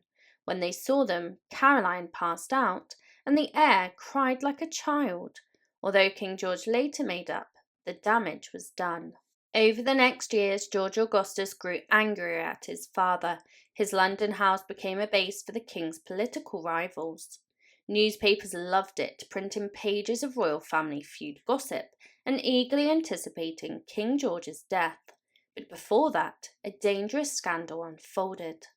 While George was in Hanover, his courtiers, including his mistress, caused a stock market crash in the South Sea bubble. It turned into a catastrophe. People blamed George for everything. Then things got deadly. As George rushed back to England, blame games got intense. In a heated debate, one of the king's allies, Lord Stanhope, collapsed and died of a heart attack. Eventually, the South Sea bubble calmed, but George had little to do with it. By then, the king was on to one last strange amusement. After the chaos from the market crisis settled, George sailed to Hanover to escape his problems. While hunting in Germany, he stumbled upon a feral child in the woods. Surviving without human contact, the boy's wild behavior surprised the hunting party. Despite the shock, the king felt sympathy for the child's inability to communicate. With his usual brilliant ideas, George brought the boy back to Britain, naming him Peter the Wild Boy. The king tried to improve his life by raising him with royal luxuries. Unfortunately, it turned disgraceful, and the boy became a mere spectacle at court. Despite facing public slander, George was open to different opinions, possibly because he didn't understand English very well. He supported free speech and offered refuge to the writer Voltaire when France threatened to imprison him in 1726. However, not all writers were the king's allies. Jonathan Swift's Gulliver's Travels humorized George's court. In the novel, George I is portrayed as the emperor of the tiny Lilliputian people, and political discussions are comically compared to the arguments over shoe height. You can't win them all. In 1760, longing for Hanover, George set out for his homeland, but never arrived. While enjoying strawberries in his royal coach, he suffered a sudden fit and never recovered. At the border of Germany, King George I passed away at 67 due to a stroke. Throughout his reign, George wished to be back in his native land, and after his death, he was buried in the chapel of Lane Palace in Hanover, becoming the last British monarch laid to rest overseas. When King George I died, people expected his son, King George II, to pay respects in Germany. Instead, he stayed in London, choosing England over his father. This revenge made him popular, and George Jr. finally won the popularity contest. Thank you for joining me on this historical journey into the life of King George I. If you enjoyed this episode, hit the like button, subscribe for more captivating historical content, and ring the notification bell to stay updated. The explosive life of George II, the aggressive monarch. In the tumultuous backdrop of 18th century Europe, King George II's life unfolded as a riveting saga, marked by swift romantic alliances, perilous battles, and close brushes with mortality. From a clandestine courtship that defied societal expectations to a royal heir's audacious foray into military affairs, George II's journey defied the conventions of his time. Join us as we delve into the explosive chapters of his life, revealing a monarch whose story unfolds like a captivating drama of love, war, and the relentless pursuit of power. While George II held the title of King of Great Britain, his true passion lay in engaging in battles rather than royal duties. His appetite for conflict extended even to clashes with his own family, concealing scandalous secrets behind palace doors. This monarch was not only a reverent lover and a formidable warrior, but also led a life filled with astonishing twists. Discover the intriguing life surrounding George II. Despite being one of Great Britain's longest reigning monarchs and an emblem of his era, King George II wasn't British by birth. Born in Hanover, Germany in 1683, this Teutonic ruler's noble parents instructed him in French as his primary language, aligning with the court's linguistic preference. However, this revelation about George and his family is merely the tip of the iceberg. George II hailed from a disgraced family, with his parents Sophia Dorothea and George Louis, known for their scandalous affairs. The breaking point occurred in 1692 when his mother's extramarital affair led to the dissolution of their marriage, casting her into imprisonment in a castle, a scandal that resonated throughout Europe. Despite never seeing his mother again, George II followed in her scandalous footsteps. Following his own disastrous marriage, George's father, George Louis, aimed to spare his son from a loveless, pre-arranged union. However, still reeling from scandal, he initiated political negotiations for George to marry Hedvig Sophia of Sweden. Little Georgie Porgy, however, had plans of his own. George vehemently opposed copying his parents, steering clear of a loveless marriage and potential royal scandal. While his father sought to arrange a union with Hedvig Sophia, George orchestrated a covert plan, demonstrating a level of cunning that would impress contemporary reality TV show writers. In June 1705, George executed his plan for true love with mission, impossible flair. Disguised as Monsieur de Buch, he infiltrated the court at Ansbach, employing a sophisticated disguise. His objective was to find genuine affection while assuming a false identity, a scheme that defied expectations and succeeded. Despite George's elaborate plan, one person saw through his disguise, Caroline of Ansbach. Recognizing the European royal beneath the mask, she unraveled the truth, making history in the process. George's infatuation with Caroline of Ansbach, whether as himself or Monsieur de Buch, became apparent. The feeling was reciprocated, with Caroline finding George undeniably handsome. However, the complexities of their relationship went beyond surface appearances.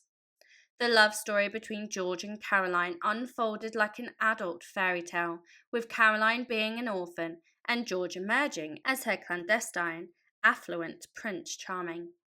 While their union had elements of enchantment, the tale did not conclude with a conventional happily ever after. The summer of 1705 in Germany witnessed a swift turn of events in George and Caroline's relationship. A mere month after their initial encounter in Ansbach, the couple had already formalized the details of their marriage contract, a truly romantic gesture. Just a month later, they sealed their union. However, the early days of their marriage faced considerable challenges and nearly reached an untimely end. Shortly after George and Caroline exchanged vows, tragedy struck.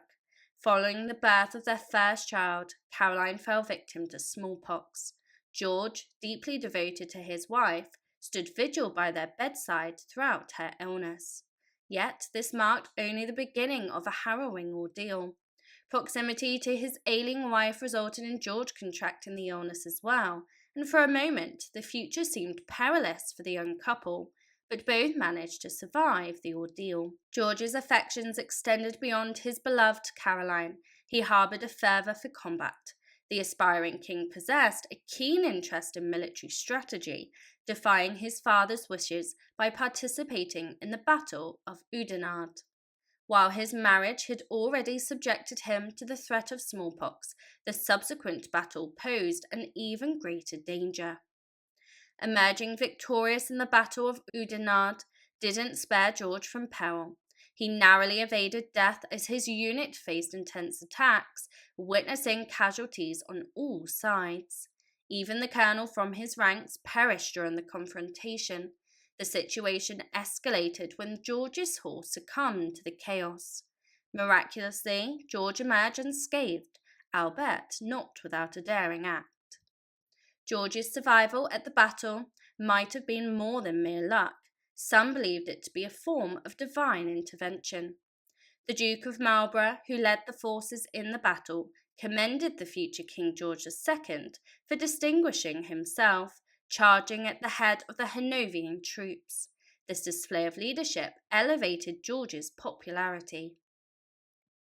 Queen Anne ruled over Great Britain at the time, lacking direct heirs. The succession plan designated her cousin, George Louis, George's father, as the heir to the throne upon her death.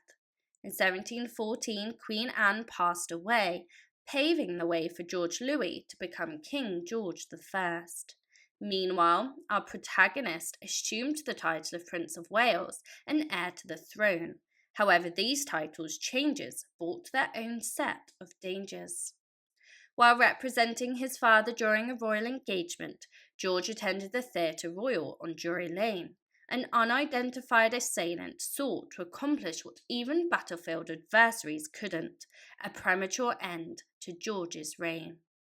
Despite the assailant managing to harm one individual in the attempt, George once again emerged unscathed. Unfortunately, this stroke of good fortune earned him a formidable adversary. Join us in part 2 as we look at the next chapter of George II's saga.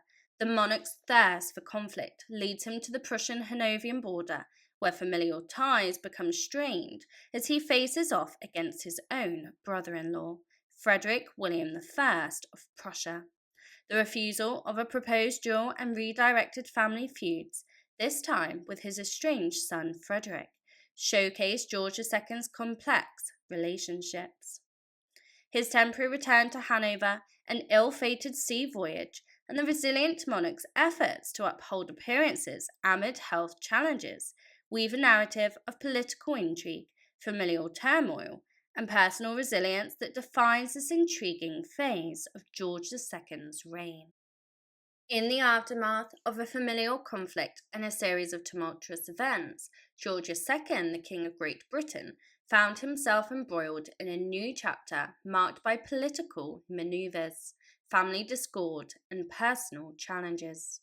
The vacuum left by his father's absence propelled George II to seek excitement on the Prussian-Hanoverian border, inadvertently sparking a clash with his own family. As he navigated complex familial feuds, the king's decisions, from declining a duel to engaging in disputes with his estranged son Frederick, painted a portrait of a ruler grappling with both external and internal adversaries. The narrative unfolds with George II's return to his Hanoverian roots, a perilous sea voyage, and a resilient spirit determined to weather the storms, both figurative and literal, that define this phase of his reign. Emerging as a darling of the masses, George II defied the odds, surviving smallpox, military clashes, and an assassination attempt, all before reaching the age of 35. His seemingly invincible stature endeared him to the English public, but it ignited tensions with his father, the King of England, resulting in a strained relationship fraught with jealousy and mistrust. A master on the battlefield, George faced a different kind of conflict in the realm of politics. In a spiteful manoeuvre, his father appointed the Duke of Newcastle as a sponsor for George's second son, fully aware of George's disdain for the Duke. The strategic move led to a heated exchange of words at the baptism, ultimately escalating into a dual challenge, a confrontation that ended in turmoil for all parties involved. Transferring his marital inclinations to civilian life, George found himself at odds with his father, who, to quell potential hostilities, resorted to a disturbing solution. Prior to the scheduled duel, King George I confined and effectively locked up George and Caroline in their chambers, mirroring a dark familial history. The baptismal episode may have been a cunning ploy by the deceptive and envious father to sideline his son, setting the stage for even greater conflicts. Family disputes eclipsed George's battlefield experiences as King George I took drastic measures, banishing both George and Caroline from St. James's Palace entirely. In a cruel twist of fate, history repeated itself as the king followed the footsteps of earlier familial banishments. Echoing his childhood separation from his mother, George faced the heart-wrenching reality of being estranged from his own children. While banished from the palace, George II's father ensured custody of their offspring, causing immense distress to the royal couple. Driven by the agony of separation, George and Caroline staged a daring break-in at St. George's Palace to reunite with their children. The emotional reunion saw Caroline fainting and the typically resilient George breaking down, shedding tears of joy. Eventually, the king relented, allowing George to see his children once a week. Despite the desire to confront his father's cruelty, George, now the king, couldn't openly challenge him without risking treason. However, fate intervened when King George I passed away in June 1727, allowing George II the last laugh as he chose to defy tradition and did not attend his father's funeral. As George II ascended to the throne, he swiftly embraced the opulent lifestyle denied to him by his father. With unrestricted access to the kingdom, he indulged in an annual allowance of £800,000, equivalent to a staggering £100 million today, ushering in a reign marked by newfound luxuries and unforeseen challenges. Eager for a new source of excitement after his father's departure, George II, now lacking a familial adversary, disregarded court advice and initiated aggressive maneuvers along the Prussian-Hanoverian border. The thrill of battle was cooling, and George II was determined to make a personal affair. In an unexpected twist, George II found himself in conflict with his own family as he encroached upon the Prussian-Hanoverian border, where the ruler happened to be none other than his brother-in-law and first cousin, Frederick William I of Prussia. Despite the familial ties, an additional motive fueled George II's contentious actions. The clash between George II and Frederick William I escalated, both being formidable fighters unwilling to back down. The tension grew so intense that diplomats proposed a duel to resolve the matter and avert an all-out war, presenting a surprising turn of events for a king known for his love of combat.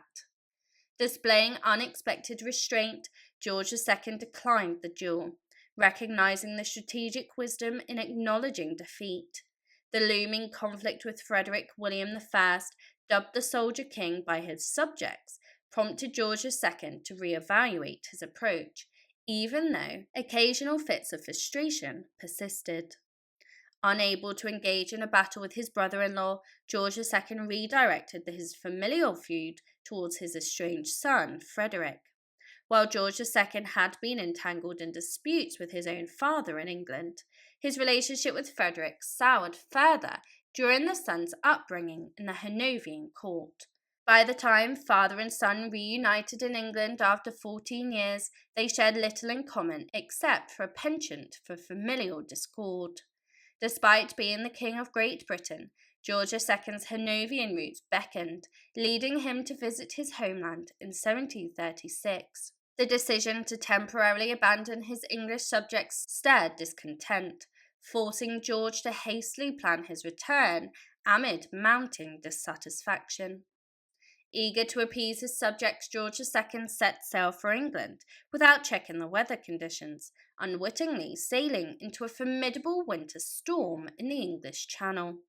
The ill-fated journey unfolded as a disaster for the king, revealing his lack of seafaring prowess. Weeks passed without any word of George II or his ship, sparking rumours among his subjects that he had succumbed to the wintry tempest. Contrary to expectations, the resilient king emerged from the shore a month later, albeit not entirely unscathed. Following his miraculous return, George II withdrew from public view, his health compromised by the taxing voyage, resulting in a fever and a painful case of hemorrhoids. Meanwhile, rumours spread by his son, Frederick, painted a bleak picture of the king's condition, underestimating King II's resilience. Aware of his son's ambitions for the throne, King George II, familiar with his father-son conflicts, defied rumours of his impending demise. Despite illness, he attended a social event, showcasing a determined effort to maintain appearances amid the ongoing familial strife. Join us in part 3 to discover the concluding chapters of George II's eventful reign, where familial discontent, health challenges, and unusual final wishes shape the monarch's legacy. In these entries, we explore George II's complex relationships with his children, witnessing his aversion to some and yearning for others to fade away. The narrative also unfolds the decline in the king's health, culminating in a peculiar end, marked by a poignant yet unconventional desire to reunite with his departed wife in the afterlife. As we delve into the concluding chapters of George II's tumultuous reign, we witness a complex tapestry of familial dynamics, health challenges, and peculiar final wishes. Despite harbouring mixed sentiments towards his children and experiencing the grief of losing some, George II grapples with both familial disputes and personal health issues. The narrative culminates with a peculiar twist in his last wishes, offering a glimpse into the ideas of a monarch whose life, marked by love, strife, and resilience, unfolds in an intriguing finale. Frederick, disappointed by his father's survival, sought to inflict emotional pain by banning George II and Caroline from witnessing the birth of their first grandchild. However, in a cruel twist, it would be George II who ultimately had the last laugh. George II, intolerant of his son Frederick's defiance, mirrored his own father's actions by banishing Frederick from the royal palace. The familial discord showcased the persistence of patterns through generations. Amidst the family strife, tragedy struck as George II's beloved wife, Caroline of Ansbach, succumbed to a prolonged and agonizing battle with a strangulated bowel. The typically strong-minded king, deeply in love with his Caroline, displayed an unexpected tenderness that observers had not seen before. In her final moments, Caroline urged George II to remarry, but the king, refusing to commit to matrimony again, declared his intent to have mistresses instead. This unusual vow added a touch of the unexpected to an otherwise poignant farewell. Despite his profound love for Caroline, George II, a true reflection of his parents, engaged in multiple affairs throughout his marriage. Surprisingly, he kept Caroline informed about these liaisons, and some even had potential consequences that reached beyond mere infidelity. George II's enduring affair with Hanoverian noblewoman Amalie von Warmoden spanned nearly 3 decades and possibly resulted in offspring. While some speculate that one of Amalie's sons could have been George II's prodigy, the king never acknowledged a child. As George II navigated the complexities of his personal life, his son Frederick hatched a devious plan to undermine his father. Following Caroline's passing, Frederick conspired with George II's political opponents, yet his grand coup never materialized. George II's remarkable luck persisted as Frederick, his scheming son and political adversary, passed away unexpectedly from what historians believe to be a pulmonary embolism. The unexpected turn of events shifted the political landscape for George II. Amidst recovering from the grief of his son's demise, George II faced another devastating loss as his daughter, Louisa, passed away later that same year. The accumulating tragedies painted a picture of a challenging period in George II's life, with one loss in particular leaving him less mournful than others. George II harboured a strong aversion not only towards his eldest son Frederick, but seemingly spread his disdain evenly among his children. Reflecting on the untimely deaths of his offspring, Louisa and Frederick, George II candidly admitted, "I know I did not love my children when they were young. I hated to have them running into my room, but now I love them as well as most fathers." The sincerity of this sentiment raises eyebrows given his historical track record. Soon, George II found himself yearning for another one of his sons to vanish from his life permanently. Specifically, he grew increasingly wary of his third son, the Duke of Cumberland, who had committed the crime of negotiating a peace treaty displeasing to George II. According to the king, Cumberland had ruined me and disgraced himself.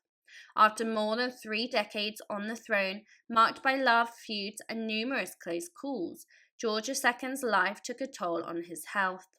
Suffering from blindness in one eye and hearing loss, the aging monarch still managed to savor life's pleasures, including a morning cup of hot chocolate. George II, an early riser, started the day, as usual, on the 25th of October 1760, sipping hot chocolate and attending to his morning routines.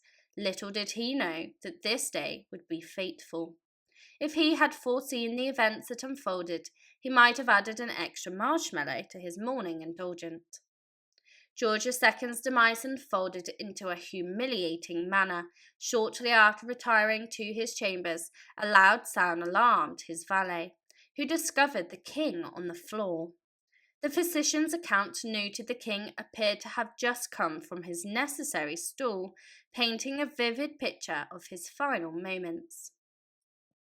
Assisted by attendants, George II was lifted into bed, and his daughter, Princess Amelia, was summoned. Tragically, by the time she arrived, the king had already passed away, leaving specific instructions for the disposition of his royal remains, a poignant gesture in its own way. George II's last wish was unconventional. He yearned to reunite with his departed wife in the afterlife. Specifically, he requested burial beside her with a peculiar twist. The sides of their coffins should be removed to allow their remains to mingle, as an unusual expression of enduring love. In the grand finale, George II's legacy appears to lean more towards being a lover than a fighter, excluding, of course, his conflicts with his father, brother-in-law, sons, and his involvement in actual battles. Regardless, history regards George II with a certain kindness, as one source notes. His character would not afford subject for epic poetry, but will look well in the sober page of history. In the wake of George II's passing, his legacy became an integral thread woven into a rich tapestry of British history. The ritual surrounding his death, from the post-mortem revelation of thoracic aortic dissection to the symbolic gesture of intermingling coffins, underscored the profound impact of his reign. As the nation mourned and reflected on the cynical nature of monarchy, George II's departure became a poignant chapter, reminding all of the transient nature of power and the enduring legacy left by those who once occupied the throne. The sad life of King George III, the king who lost everything. Meet King George III, the unhappy king, the man who lost America and even Farmer George. His reign, far from boring, was a tumultuous journey filled with scandals that culminated in a truly tragic ending. Was he a true villain or a scapegoat for all? Join us as we delve into the sorrowful tale of King George III and let you be the judge. The Americans saw him as their enemy, and even his own people joined in the criticism. When George III was born, it caused fear and panic. As the firstborn son to Frederick, Prince of Wales, and Augusta of Saxe-Gotha, he arrived 2 months early, and his birth order was the least of his family's worries at that moment. Due to high infant mortality, George's parents feared for his life and soul. The Bishop of Oxford baptized him on the same day as his birth, fearing that he might not survive the night. Against the odds, he seemed to be pulling through. Did his troubled entry into the world foretell a dark reign? If you believe in omens, the answer is a definite yes. George's survival was a miracle, especially when his father Frederick faced disdain with his own family. King George II and Frederick's mother loathed him, as suspicion surrounded Augusta's pregnancy. George III entered a tense family dynamic that only worsened over time. Despite his family's low opinion, Prince Frederick was a good father to George III, providing a quality education. George III was the first king to study science. However, the king didn't show much interest in the boy, and that was about to change suddenly. In his teen years, a tragedy shook George's life, the sudden death of his father, Prince Frederick. Now fatherless, George became the next in line for the throne, intensifying the battle between his mother and extended family for control. George experienced a custody battle of sorts, but on a royal scale. His grandfather wanted him at St. James's Palace, while his mother, with Lord Bute, fought to keep him close. Others also fought for George's affection in this tumultuous family struggle. At a point when a young king typically looks for romance, George found himself drawn to the ladies. Unlike his father and grandfather, who were known for their romantic escapades, George took love very seriously. When he spotted Lady Sarah Lennox, a noted beauty at court, He fell head over heels, but it didn't turn out very well. Upon hearing a rumour about Lady Sarah and the Duke of Marlborough, George sank into deep depression, spending hours alone in his room and losing sleep. Despite being only 21, he acted like a troubled teenager. Seeking advice from his mother's advisor, Lord Bute, George didn't get the support that he hoped for. Lord Bute warned George that marrying Lady Lennox wouldn't be good for the country. Whether it was true or not, George followed the advice. This decision left him heartbroken and raised questions among Lord Bute's influence. King George II was shaken by these events, and a new battle emerged among George's closest allies, each fighting to choose his wife. The battle was cut short by a tragic event. In 1760, King George II suddenly passed away, leaving George III as the last man standing at the age of 22. While he no longer dealt with his grandfather and mother's fractions, he remained vulnerable to those who sought to control him. Being single and in need of an heir, King George III had to act quickly. Initially considering a return to Lady Sarah Lennox with newfound agency, George's actions alarmed Lord Bute, who feared losing his influence. To secure his position, Lord Bute presented George with potential German brides, and surprisingly, it worked. Princess Charlotte of Mecklenburg-Strelitz, considered plain and unremarkable, emerged as an unexpected choice for queen. George III, running out of time, proposed immediately due to her suitable background and lack of political motives. Their union, however, held a surprising twist. In 1761, Princess Charlotte arrived in London, realizing she would not only meet King George III for the first time, but also marry him immediately. Overwhelmed, she fainted. Revived by her attendants, a bewildered Charlotte met her future husband, botching the introduction and starting their relationship on a less than ideal note. It was too late to turn back, so everyone pretended to be brave and hoped for the best. Charlotte put on a charming act that night and won George's heart. They got married later, turning their shared nightmare into a kind of fairy tale. Charlotte impressed not only George, but everyone at the end of the night was praising her. However, there was one person who remained hard to please. George's mother, Dowager Princess Augusta, had married his father hoping to become queen someday. That dream slipped away, but she still had her son. Well, she sensed trouble when he fell for Charlotte, so she started acting like a seriously mean mother-in-law. Augusta couldn't control her son, but she did everything to undermine her daughter-in-law. She even placed spies among the Queen's attendants, but her power-hungry ways would soon backfire. Scandals quickly surfaced in George III's reign. Shortly after his coronation, he faced embarrassing rumours about his mother. When Lord Bute became Prime Minister, people started whispering about an affair between him and Princess Augusta. The court was shocked, dealing the first but not the last blow to George's trust in the man that he had relied on the most, as if he didn't have enough to deal with. George III took the throne at a challenging time. Britain was in the middle of the 7 Years' War, an enormous conflict. Initially accepted by Parliament, George faced opposition when his friend Lord Bute became Prime Minister. The rumours about Lord Bute and his mother damaged George's relationship with the Prime Minister, but if he wanted to escape the trouble, they had to work together. By 1763, the war was draining Britain, but the French were in worse shape. Talks of peace began, with leniency towards opponents in Spain and France. There was just one issue. Many saw it as a weakness, even a betrayal by the King and Lord Bute. In a terrifying incident, an angry mob attacked the King's carriage. Still, Britain had to end things, luckily with an advantage. The end of the 7 Years' War was a triumph for Great Britain. Gaining territories, including parts of North America, it marked the era when Great Britain was famously called a vast empire, on which the sun never sets. Initially, England's American colonists celebrated the victory, But things changed.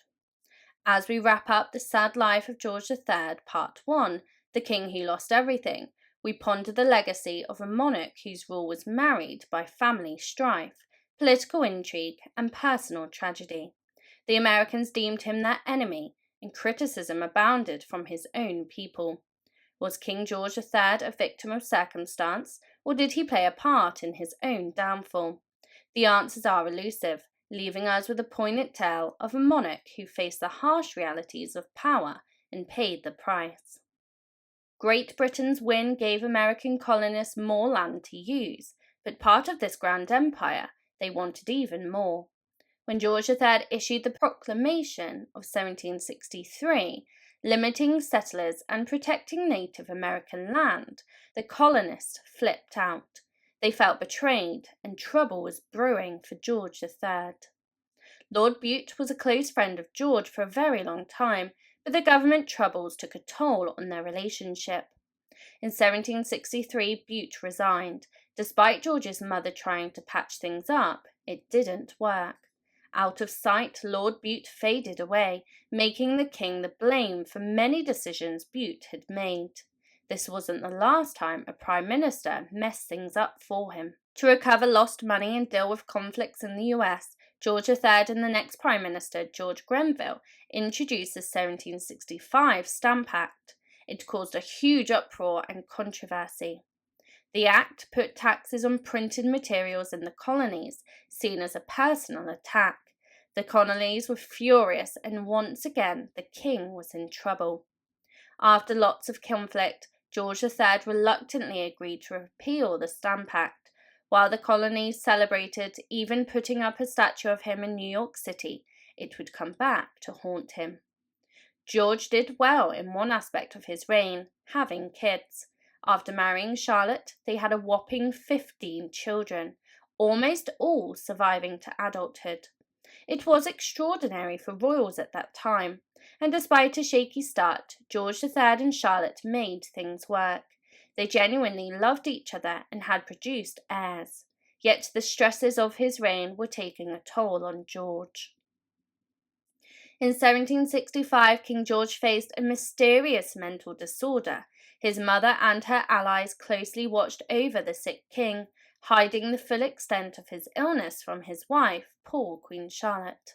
The worried queen was often found crying throughout the palace. Suddenly he recovered out of nowhere. Things returned to normal, but for George, normal meant tension, strife, and drama.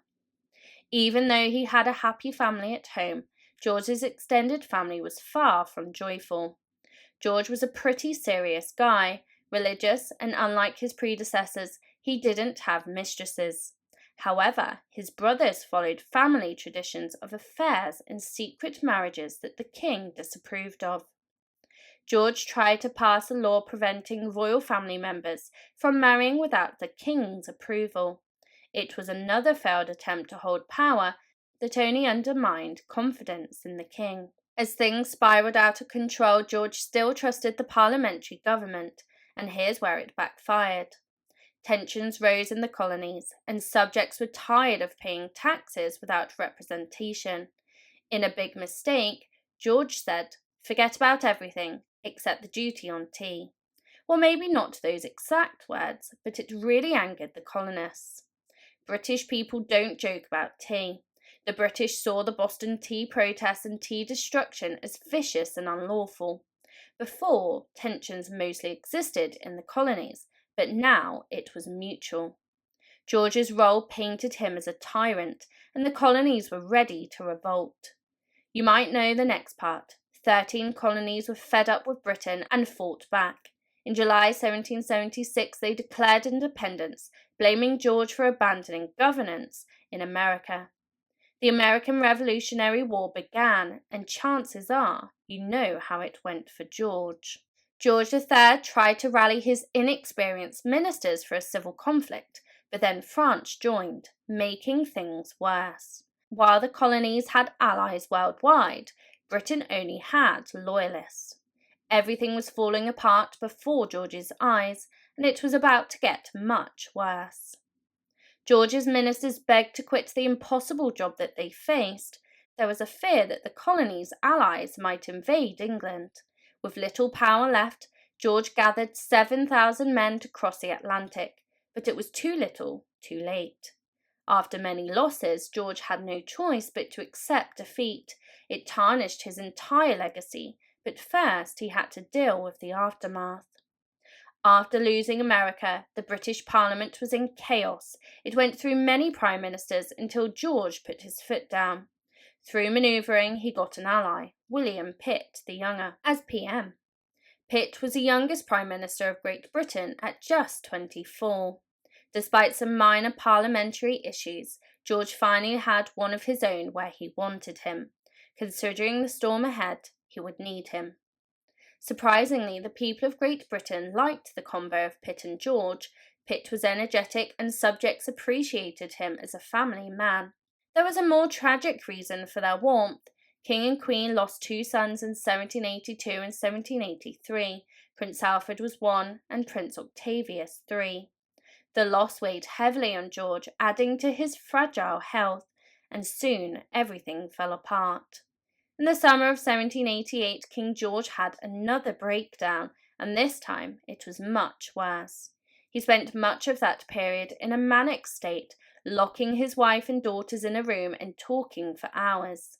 They convinced him to go to Cheltenham Spa to recuperate, but sadly it didn't help. When he returned home, things got even worse.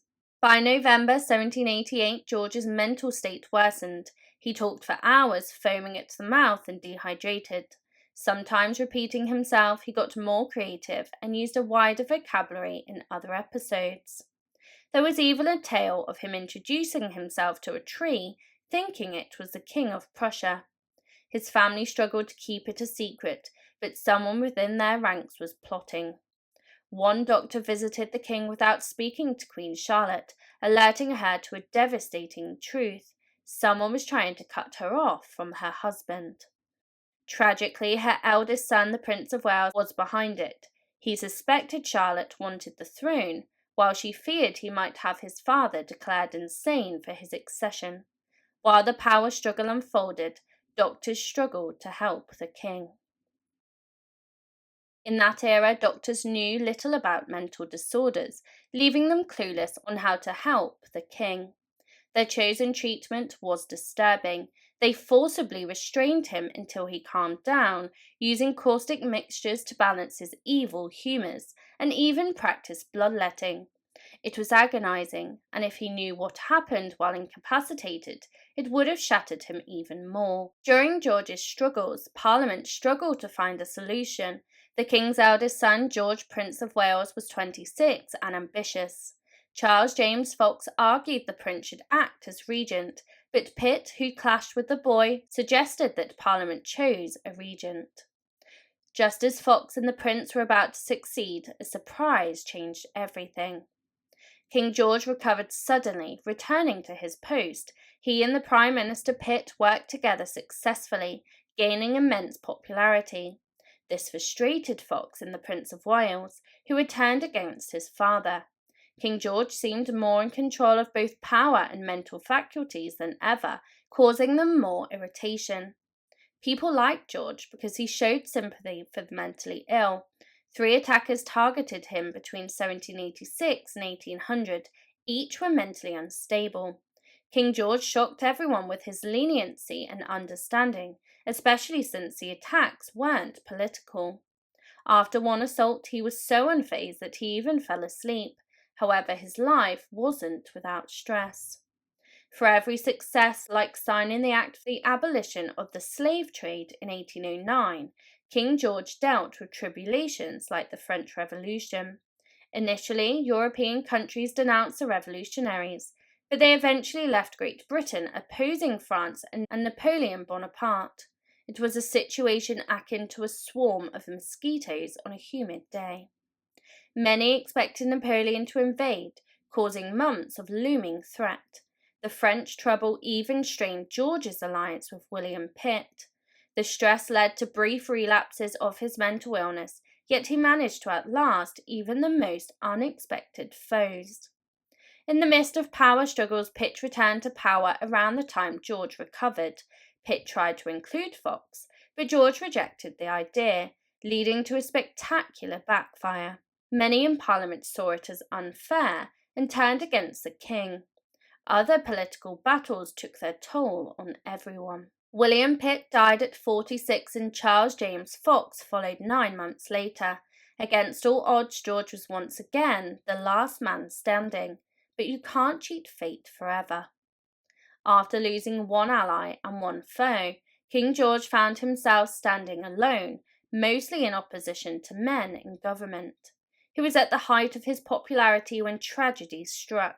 In November 1810, George lost his youngest and most beloved child, Princess Amelia. She died after a long battle with measles at just 27. Everything began to unravel for King George at this very moment. Shortly after losing his daughter, George experienced a brutal betrayal. One of his supporters and Amelia's closest friends mismanaged his position, owing the crown £250,000. Disgraced, he attempted to blackmail the king and queen, threatening to expose Amelia's letters. It added insult to the injury of losing his daughter, and the rest of his children didn't exactly help. After all these stresses, King George's health declined once again, dealing with deteriorating mental health, cataracts that left him nearly blind, and a painful case of rheumatism. The loss of his daughter was a crushing blow. King George III grieved intensely for his daughter, with tears and a constant sense of melancholy. As he lost his mind, his grief took a disturbing form. He made heartbreaking pleas for Amelia, begging for her presence in bouts of insanity. At other times, George spoke to her as if she was in the room, or claimed that she was visiting family in Hanover. George III, his court, government, and family were at a loss. There was a moment where recovery seemed possible, but the king knew deep down that the loss of Amelia had broken him forever. In 1811 he faced it, signing an act naming his eldest son, the Prince of Wales, as regent. He had given up on his reign, but his story wasn't over yet. With their father in a powerless state and their mother focused on caregiving, the rest of George's family slowly drifted apart. The princesses, having lived through a nightmarish ordeal, distanced themselves from their parents. The Prince of Wales provided each princess with an estate, and they gladly accepted. Queen Charlotte found herself alone with her mentally unstable husband, and it was far from a pleasant situation. Unfortunately, tending to the king and occasionally assisting the Prince of Wales as regent took a toll on Charlotte's health. In 1818 she passed away at 74, surrounded by her children. Although King George was still holding on, the loss of his favourite daughter had already shattered him, and the Queen's death had a devastating impact. As his wife was gone, the king descended further into madness. Without Charlotte's care, his decline accelerated. In a tragic irony, the king never grasped that Charlotte was gone forever. His deteriorating mind couldn't comprehend that his wife would never be by his side again. George himself followed her 2 years later, passing away in 1820 as a mere shadow of his former self. It was a truly sorrowful conclusion to their tumultuous story, yet lingering questions remained about the rapid and dramatic deterioration of the king's health. In the years after King George III's death, as medical understanding of mental illness improved, speculation arose about the cause of his peculiar bouts of mania. Some suggested porphyria, a genetic blood disorder common among royals. Others discussed bipolar disorder as a potential culprit. But then a new possibility emerged. For centuries, the true cause of King George's health issues remained uncertain until 2005, when scientists analysed his hair. The testing revealed an unexpectedly high level of arsenic. Arsenic could potentially explain his bouts of mania. The mystery deepened. Did he accidentally encounter it, or was he intentionally poisoned? The answer remains elusive, leaving behind a historical puzzle that intrigues those seeking to unravel the truth. Welcome to Past People. To support my channel, please consider subscribing. The tumultuous life of King George IV. born into the lap of opulence as the heir to the royal throne, surpassed the bounds of excess in an unparalleled manner. His actions, characterized by depravity, cruelty, and obscenity, stand out even in the context of the English monarchy. This narrative delves into the murky family secrets and the conclusion of this royal fate.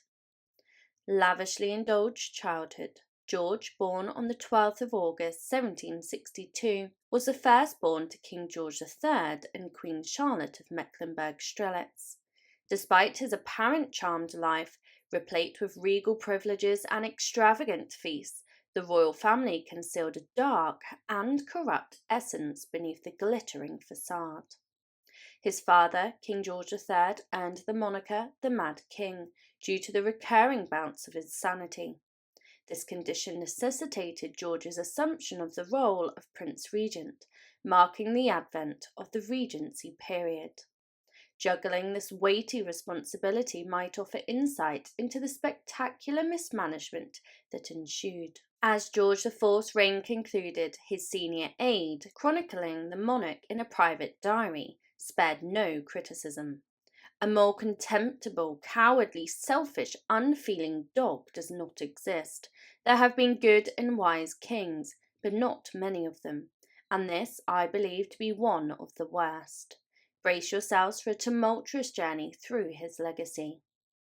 Early on, Prince George exhibited unmistakable signs of debauchery. His numerous mistresses could likely have filled multiple royal chambers, and his penchant for revelry and carousing with these beauties surpassed his interest in politics and sermons. The extent of his transgressions, however, exceeded all predictions. Gambling ranked among George's great passions, but this infatuation didn't reciprocate. It nearly led to his downfall.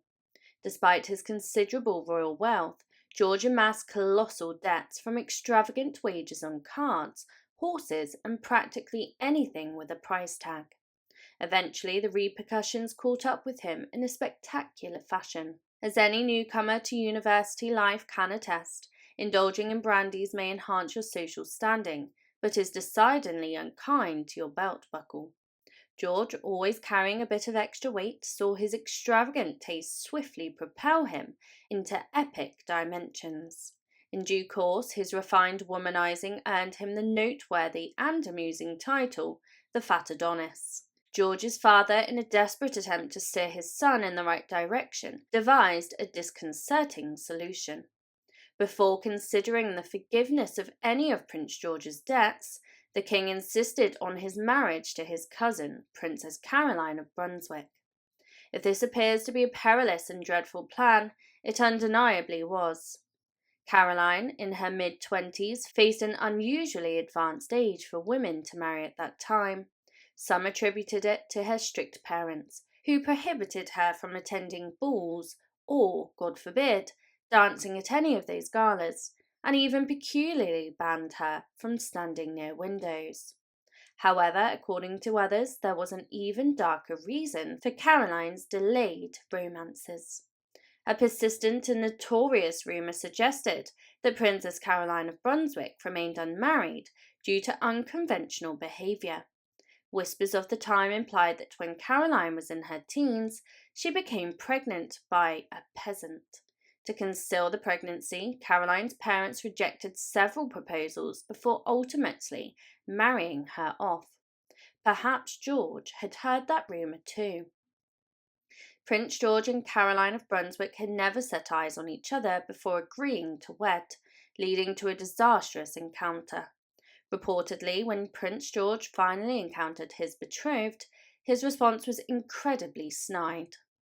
The future monarch simply requested a larger glass of drink to numb his disappointment. Painful, but that wasn't even the worst part. Upon Caroline's initial arrival in England, George reportedly made a gesture of apparent honour by appointing her a lady-in-waiting, Frances Villiers. However, this turned out to be a cruel power play. Villiers was one of George's preferred mistresses, and by designating her as Caroline's lady of the bedchamber, he unmistakably communicated his priorities to his new wife. The narrative, however, did not conclude at this juncture. George's ineptitude in governing a nation contrasted sharply with his adeptness in the realm of fashion.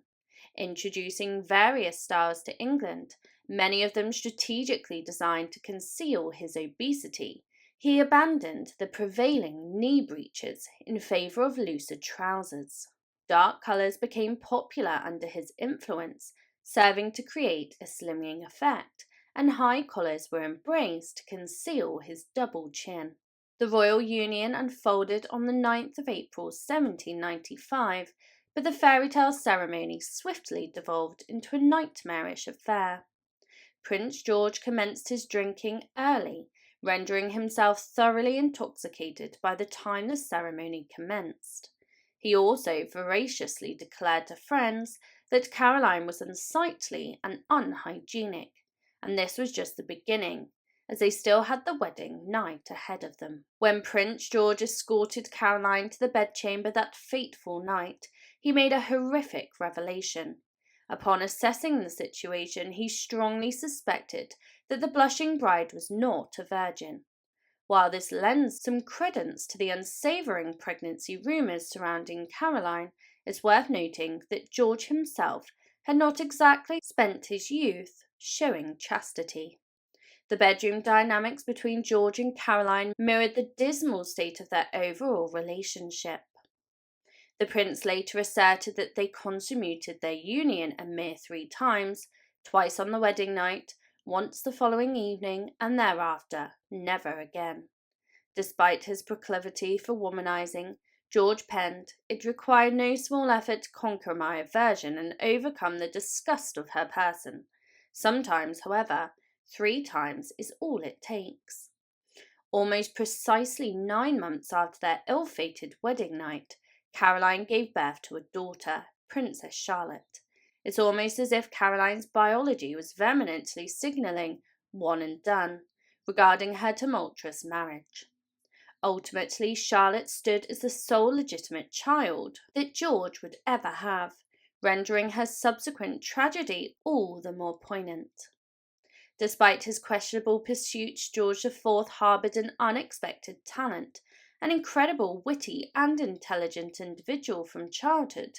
Even those who despised him acknowledged his brilliance as a conversationalist, provided he wasn't excessively inebriated. However, his biting wit occasionally veered towards the inappropriate. Prepare yourself, as the saga of George IV is about to take an even more astonishing turn. While George and Caroline of Brunswick endured a miserable marriage, she remained oblivious to his darkest secret. On the day they exchanged vows, the prince was already married, and the scandal surrounding this revelation proved even more sensational than it initially sounds. Before Princess Caroline became his means of royal debt forgiveness, George IV was passionately entwined with Maria Fitzherbert, a double gasp, widowed, Catholic commoner, 6 years his senior. George, deeply infatuated, pledged to marry none but her. It might have been considered romantic if it didn't take such a twisted turn.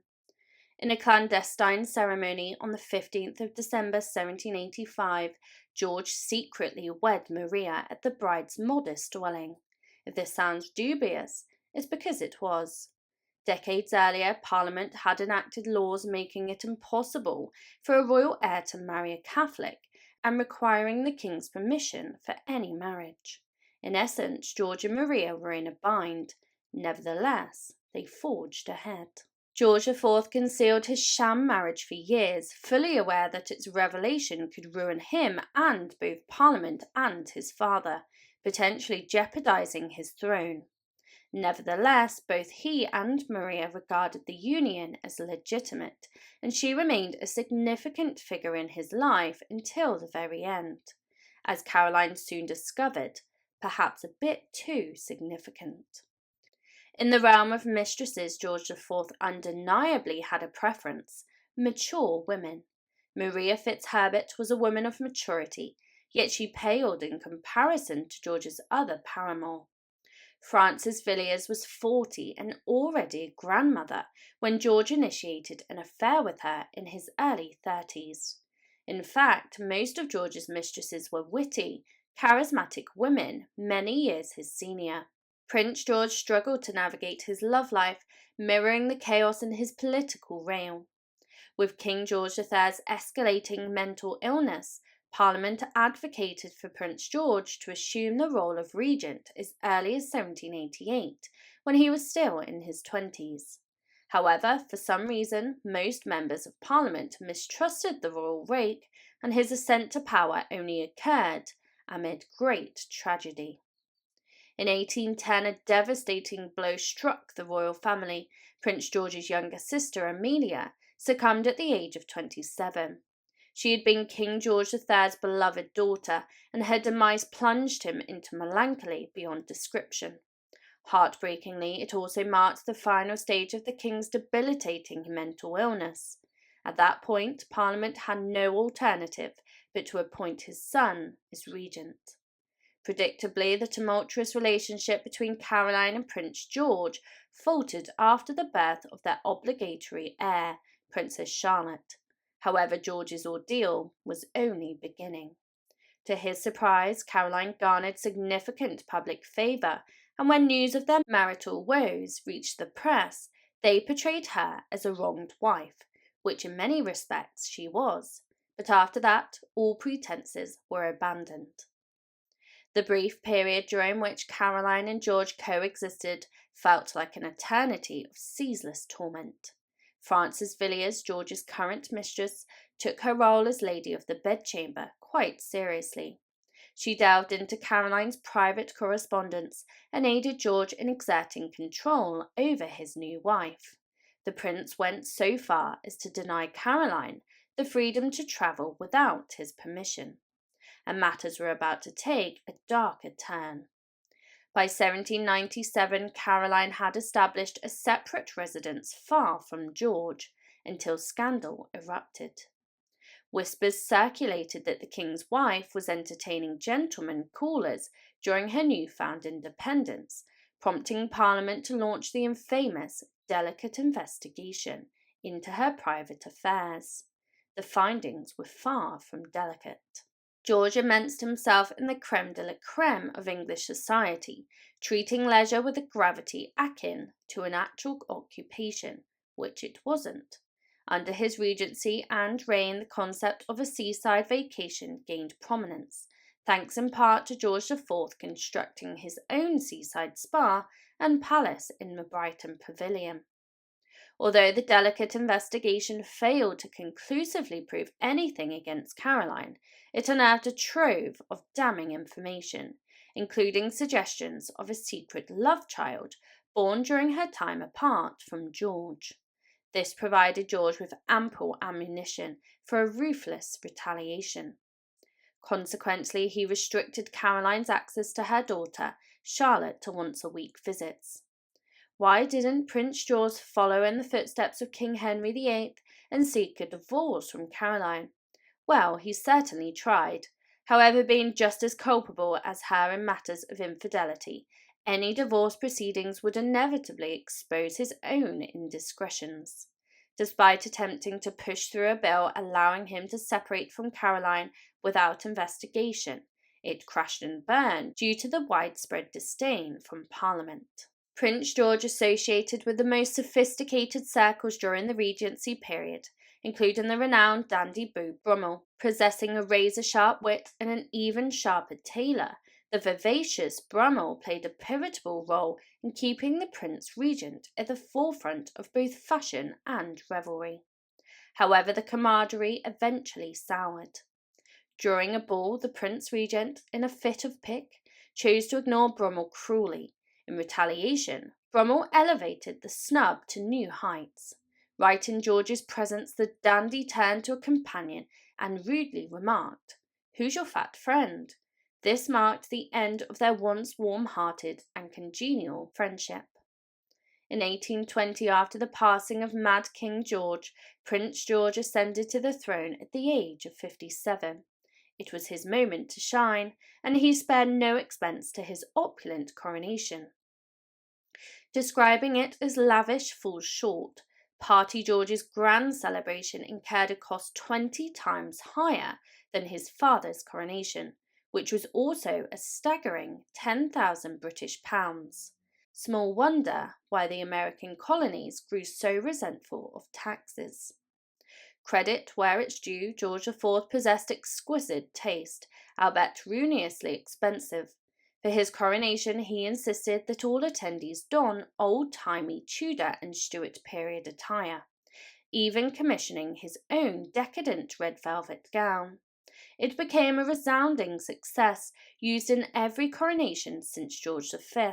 However, his special day was not without its share of high drama. George IV's pettiness knew no bounds, and he adamantly excluded Caroline from the coronation. When she returned to London to assert her rights as consort, George inflicted a cruel blow. Caroline reached the doors of Westminster Abbey, only to be met by guards brandishing bayonets under the Queen's chin before slamming the doors shut, and the ordeal didn't end there. To compound Caroline's royal humiliation, King George IV issued an official decree to expunge her name from the Common Book of Prayer at the coronation ceremony.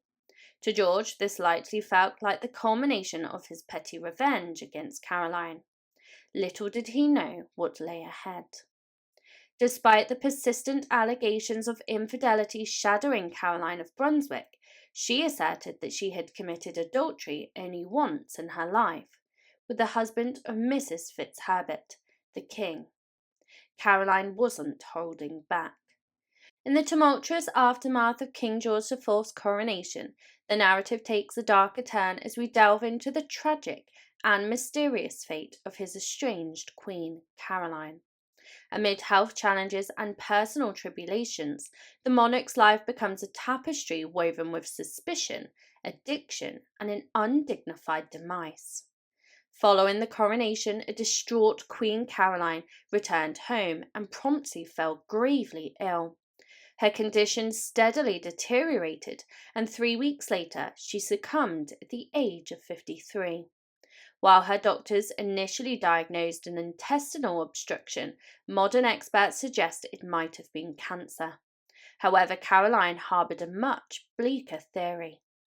During her final days, Caroline often deliriously claimed that she had been poisoned, a rumour that many at the time denied. Many inferred George's involvement in his wife's demise, though there is no concrete evidence supporting this theory. Nevertheless, the sentiment persisted. Upon ascending to the throne in 1820, George concealed his most disturbing behaviour yet. According to numerous historians, the monarch likely grappled with an addiction to the sedative laudanum. One undeniable fact was that George's morbid obesity, a condition that would play a role in his awkward downfall. In the twilight of his life, George faced a myriad of ailments, including dropsy, gout, arteriosclerosis, and severe cataracts that left him nearly blind. Virtually incapacitated, George had to endorse bills using a stamped signature in front of witnesses, far from the image of absolute power. In the waning years of his life, people begrudgingly admired King George IV, but for all the wrong reasons. Despite battling severe illness, he displayed an astonishing will to live and maintained an unabated appetite.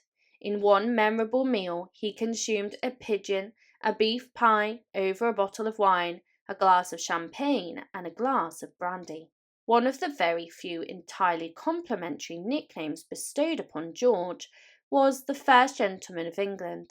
People used this moniker to encapsulate his charm, wit, and cultural refinement, while conveniently overshadowing the less savoury aspects of his personality. On the 26th of June 1830, George IV faced his demise, and it was anything but serene. At 3 a.m, George awoke with an urgent need for a bowel movement, resulting in a large evacuation mixed with blood. The king immediately grasped the severity of the situation, realizing it was worse than he could ever have imagined. Summoning his doctor with urgency, George exclaimed, "Fetch him, this is death." However, the physician barely had time to enter the room before the king passed away. The doctor later recounted, I was up in the stairs in 5 minutes, and he died but 8 minutes afterwards. The swift turn of events left everyone bewildered. The autopsy, however, unravelled the unsettling truth. Examination results disclosed that the king succumbed to a ruptured blood vessel in his stomach, embarrassingly occurring during a bowel movement. Yet that was not the sole revelation. The autopsy revealed an enlarged heart, a bladder tumour the size of an orange, and dangerously congested heart valves. Contrary to the expectation of a nation mourning King George IV, the response was quite the opposite. As one commentator expressed, there never was an individual less regretted by his fellow creatures than this deceased king. What eye has wept for him? What heart has heaved one throb of unmercenary sorrow? Well, now I feel conflicted about feeling sorry for him. Despite banning Queen Caroline from his coronation, George's cruelest act didn't end there. In 1817, their only daughter, Princess Charlotte, died in childbirth, and George intentionally withheld this devastating news from his estranged wife. Shockingly, Caroline learned of the tragic event accidentally through a passing courier. Quite a despicable revelation. After the birth of George's daughter, Princess Charlotte, he promptly revised his last will and testament, leaving his royal wife a disturbing gift.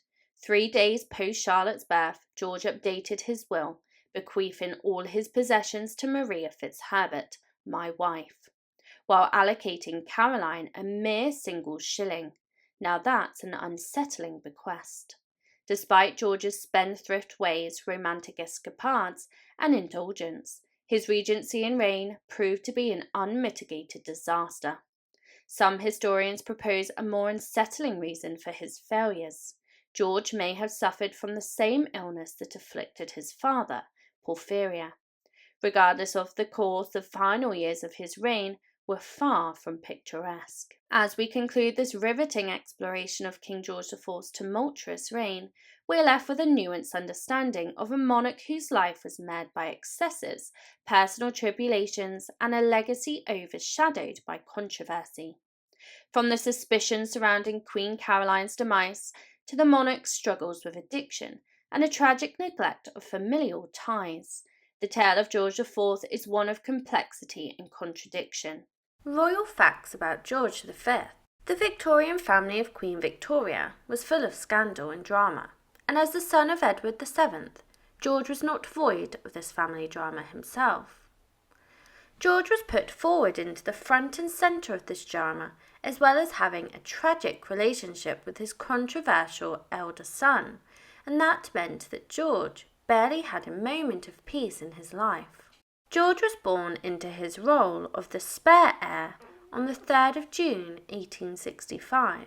His place of birth was Marlborough House, right in the heart of London. His mother was Princess Alexandra of Denmark, and his father was Albert Edward, the future King Edward VII. He was part of a large brood of children of 6, and despite his father being away on various rendezvous with many mistresses and women of the night, he lived in a privileged, large and luxurious mansion with his prince and princess siblings, and his parents were far from ordinary, and their arranged marriage was far from a fairy tale. George was the grandson of one of the most powerful people in the world, Queen Victoria. His grandmother's relationship with his father was strained, and she did not trust him with the royal duties 1 ounce. This meant that Edward had a lot of time on his hands and had to occupy himself somehow, and his hobbies were very controversial. Not only was he a disappointment to her, but she also blamed him for the untimely death of her husband, meaning she could barely even look at him. She took away all of his royal responsibilities and refused to allow him any involvement in the royal court at all. Although his father was able to have 6 children with his wife, for the majority of their marriage he was away, getting his end away. Despite his father's controversial behaviour and adultery towards his mother, George grew up in awe of his father, and he was mostly liked by the general public. Perhaps he was in awe of his father because he was blissfully unaware of his parents' double life. The childhood George was aware of was that of a happy royal family, but it would only become clearer as he grew older that his father was often absent for long periods of time. It is likely that he believed that his father was on official royal duties, but this couldn't be further from the truth. Prince Albert Edward eventually succeeded his mother and became King Edward VII, but before that he had another name, Dirty Bertie. His father was becoming a womanizer, and his wife had to accept that he would never be monogamous. She knew that he was sleeping around with mistresses, but she had to ignore it if she wished to be his queen consort and wife. It is believed that he had at least 55 mistresses, and those are just the ones that are known about. It was due to this behaviour that got him the nickname Dirty Bertie, which is not the best name to be associated with the future King of England.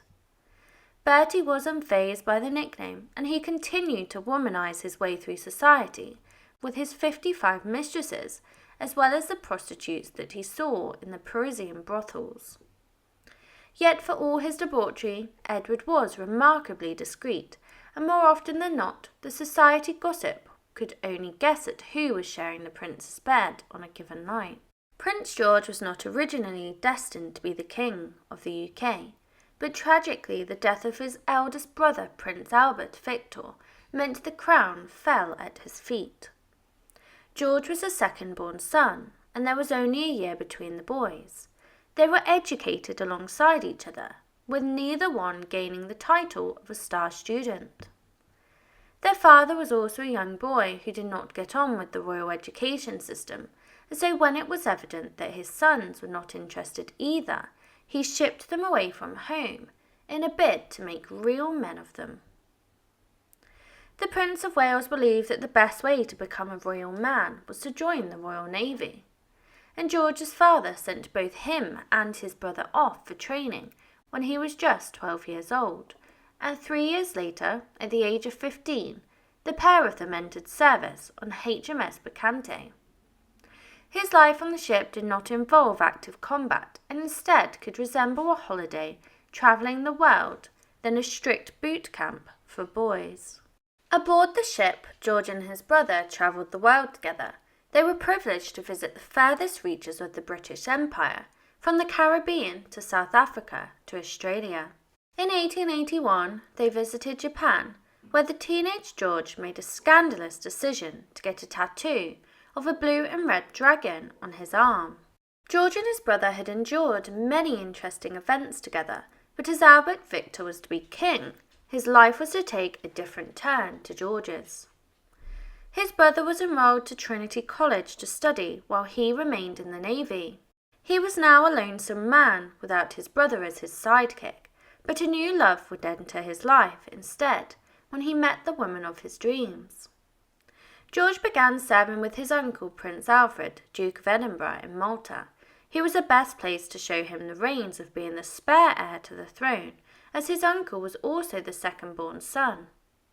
During this trip, his uncle had brought his daughter, Princess Marie of Edinburgh, with him, and Marie was George's first cousin, but this didn't stop him from falling in love with her. Strangely enough, the love match was approved by the royal family, with his grandmother, father and uncle all approving. For the royal family, it seems like a match made in heaven. At least, it did for most of them. Others weren't so happy about it, and that's when the scheming began. Join me in part 2 to delve into how George's love life took an even stranger turn, from falling in love with his first cousin to marrying his dead brother's fiancée. The cousins were getting on brilliantly, but not everybody was a fan of the love match, and some even despised the idea. George's mother and her sister were some of the people against the love match between the first cousins, not that it was because of this. They were just worried about the political problems the match would cause, and marriages were often a way to improve friendships between countries and political parties. It was George's aunt that put an end to the love match. She managed to persuade Princess Marie to turn down George's hand of marriage. She would not become the Queen of the United Kingdom, but she did go on to become the Queen of Romania. George was devastated, but his life was only going to take a further turn for the worst when he fell poorly. George had contracted typhoid. This was a scary concept for the prince's family, as it was rumoured to be the same disease that stole the life of his grandfather, Prince Albert. He was completely out of action for 6 weeks, while he recovered from the illness. He spent the time lying in bed and just praying for it to be all over with. Finally, his fever broke and the family were overjoyed.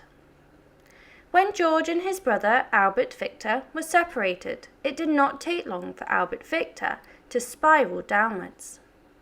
Albert Victor was gaining a reputation that no one in England wanted at the time. There were rumours spiralling of all varieties, including scandalous affairs with chorus girls, as well as controversial antics at a gay brothel.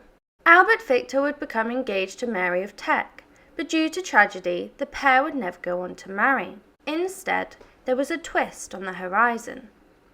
The pair were blissfully engaged for 6 wonderful weeks before the influenza pandemic hit and ravaged the royal court. The disease took over the body of Prince Albert Victor, who later died at the tragically young age of 28 on the 14th of January 1892. Albert was George's lifelong friend as well as his brother, and he had been tragically taken too soon. Not only had he died, but so had his prospects as future king. This meant that the role fell into the hands of George, and George was unprepared for this role and did not expect to take over the crown at all. Queen Victoria had spent a long time finding a bride suitable for a future reigning monarch, with Princess Mary of Teck, and she was not about to let this bride out of her grips.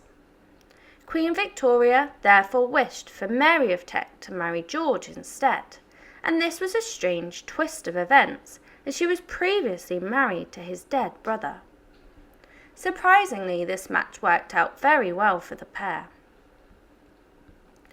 George and Mary must have struggled at first with the notion of marrying each other, when the pair envisioned completely different roles in their relationship. However, over the coming months the pair would grow to like one another, and they shared a deep grief for Albert Victor.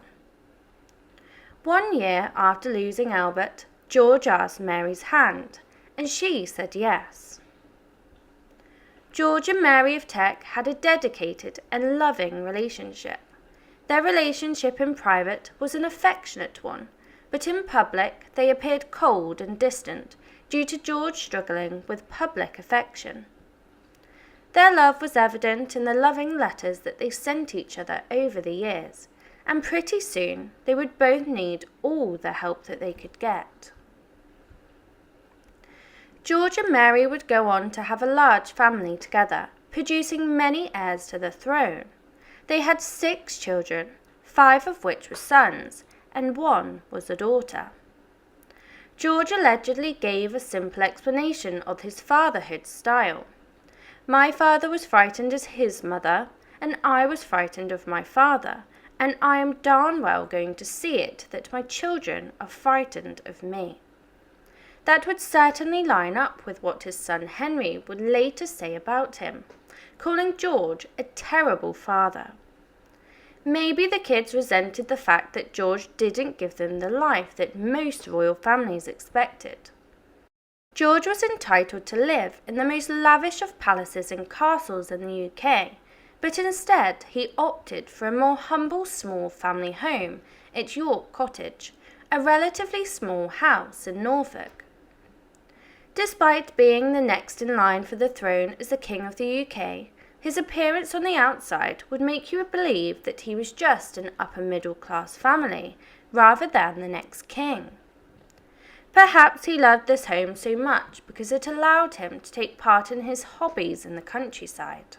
Queen Victoria was still alive, and so the crown was still very far away from George at this point. He was another man with a future reign, with a lot of time on his hands, and like Edward, he had some controversial hobbies. He was into shooting, and shooting animals too. He had plenty of time to kill, and he took that literally. As his official biographer put it, When he was the Duke of York, he didn't nothing at all but kill animals and stick in stamps. George's two great loves were hunting and stamp collecting, though one of those pastimes got a little bloodier than the other. When George became the Emperor of India, George and his wife took a trip through the Indian subcontinent, giving him access to many big game kills. During his 10-day trip, he shot 21 tigers, 8 rhinos, and a bear. He may have been rich, but you did not want to mess with George while he had a gun in his hand. George was becoming obsessed with his bloody hobby of killing animals, and one day he perhaps took it too far when he went hunting for a 6-hour stint on the 18th of December 1913. In that time, he shot 1,000 pheasants. That's one bird every 20 seconds, and once he was finished, even George admitted that perhaps he had gone overboard. "We went a little too far," he remarked. Join me in part 3 to delve into his life as king, as well as his German enemies, his involvement in World War I, and his betrayal of his family, which ended in their untimely, tragic assassination. When Queen Victoria passed away, his father was catapulted into power. The long-awaited role of king was his, and when he became King Edward VII, this made George the new Prince of Wales, and he would learn as much as he could over the years on how to become king from his father. The rest of his time was spent making and raising a family, as well as travelling the world. It is a good job that he was able to be educated on his future role as king, as his father was not on the throne for long, and his father's controversial habits had finally caught up on him. The years of eating, drinking, and sleeping were no more. Queen Victoria reigned over Britain for 63 years, but his father would only be king for a fraction of the time, with 9 years. He succumbed to illness on the 6th of May 1910, and George was devastated. He wrote, "I have lost my best friend, and the best of fathers. I am heartbroken and overwhelmed with grief." The death of his father did not take front and centre of his mind for long, as he had other things to worry about with the ongoings of World War I. On the 4th of August 1914, 4 years after George became king, he wrote a frank entry in his diary. "I held a council at 10:45 to declare war with Germany. It is a terrible catastrophe, but it is not our fault. Please to God it may be soon over." World War I was the most horrifying conflict the world had ever seen, and the politics of it were very close to home, with his own family members serving as enemies. Kaiser Wilhelm II was the figurehead of Germany at the time, and George and Britain blamed him wholeheartedly for the destruction on the world. Wilhelm was in fact George's first cousin. This was a war of families as well as continents. Strangely enough, George's ancestry was German. He came from the house of Saxe-Coburg in Gotha. It was difficult, therefore, for him to portray himself with proud national British status. Britons watched as thousands upon thousands of their fathers, sons and brothers went off to fight Germans, while a German ruled them. It did not go unnoticed by the public, and George knew that he had to do something drastic to change the narrative. He changed his family name from the House of Saxe-Coburg in Gotha to the House of Windsor by official royal proclamation. He convinced his other German relatives to take up the name too, with Prince Louis of Battenberg changing his name to Louis Mountbatten. The name lives on today, with the current monarchy serving under the House of Windsor, but George could not reform all ills with this statement. During a stressful period for George, his other first cousin was coming into trouble in Russia when Tsar Nicholas II was overthrown by a dangerous and murderous family, the Bolsheviks, who had taken over the country. The government were quick to offer their support and help in the form of asylum for the family, but oddly, George heartlessly turned them away with devastating and fatal consequences. This was the ultimate betrayal to his own family. Rather than fuel a revolution in his own country, which is what George believed the Romanov family would do, he tragically turned them away. His cousin and his family were left alone to be murdered in cold blood, after several grueling months in captivity. Their bodies were dumped down an abandoned mineshaft. In 1918, the war ended, and King George, alongside his people, rejoiced with happiness for the first time in a long time. However, there would be tragedy on the horizon for George. Prince John, George's youngest child, was born in 1905, but from the moment of his birth, he was a sickly and frail boy. Little Johnny was the baby of the family, but no matter how much anyone spoiled him, his health just never improved. Finally, just 2 months after Armistice Day, George's worst fear came true when he suffered a seizure on the 18th of January 1919 that he would never recover from. Tragically, at only the young age of 13, he passed away in his sleep.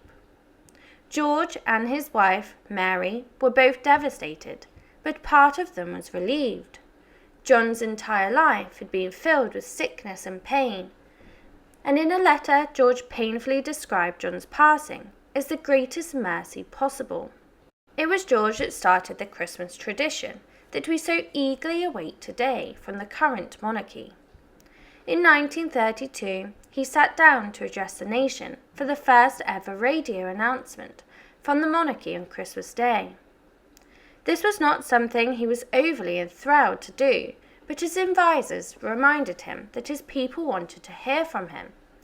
And off the back of his announcement, the people felt connected to him, and he won the hearts of the nation, making him a beloved king, even if he didn't see it.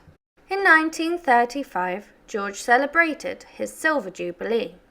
Thousands of people joined the streets to celebrate the occasions with him. His radio address had allowed him to reach his people, unlike any monarch who became before him. When he heard the crown's adulation, he exclaimed, "I cannot understand it. After all, I am only a very ordinary sort of fellow."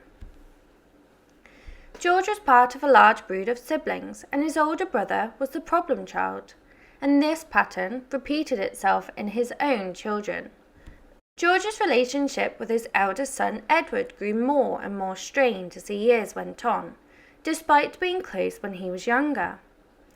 Now, oftentimes, fathers expect too much of their sons, but in this case, George was 100% right. Prince Edward was not the kind of guy to make a father proud. Join me in part 4 to delve into how his son took his adulterous and promiscuous behaviour of his father, as well as being involved in the scandals of all royal scandals. I will also look at how King George, his own doctor, euthanized him. George's son, Edward VIII, had a lot in common with his controversial grandfather rather than his upstanding father. He embarked on many affairs with married women, courtesans, and whoever else happened to catch his eye. Edward's antics disappointed George and the other royals, but they were glad that his drama was out of the public eye. However, this would not remain the case forever, and eventually he got himself involved with a scandalous woman who murdered her husband and threatened to bring down the monarchy. Edward VIII became entangled with Marguerite Alibert, and she was not the kind of person that George wanted his son sleeping around with. Marguerite Alibert was a French high-class prostitute who became the first lover of Edward, the Prince of Wales and heir to the British throne. She would later be at the centre of the biggest scandal of the times, and she was very nearly damaged the reputation of the future king and the monarchy. A series of events began to stop the scandal from getting out of control, and that is the interesting story of Marguerite Alibert, the prostitute turned princess turned murderer. Edward VIII is famously known for giving up the throne in 1937 in order to be with the love of his life, Wallis Simpson, who he was not permitted to be with because she was a divorcee twice before. This scandal was prevalent throughout Europe, but 20 years before, another scandal was taking shape. The affair was kept under wraps by the prince, and he only declared his feelings for his mistress on paper, but she kept them all. George used all of his power to ensure that his son's name never appeared in the press surrounding Marguerite Alibert. And although he almost succeeded, with just the odd rumours whirling, the public never learned that the Prince of Wales had an affair with a working girl who then shot her new lover. George eventually tracked down every last letter that Edward had written to Alibert and had them destroyed. But the damage was done, and George would never truly trust his son again. His eldest son caused him a lot of stress, but he did have another son who he adored and respected. This man would go on to become the future king when his scandalous brother put his love with a divorced woman above his duty to the throne. He was also very fond of his granddaughter, Lilibet, known by the public as Queen Elizabeth II.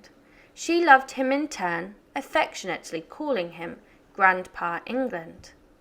He thought both of them would make excellent monarchs, if only they got the chance.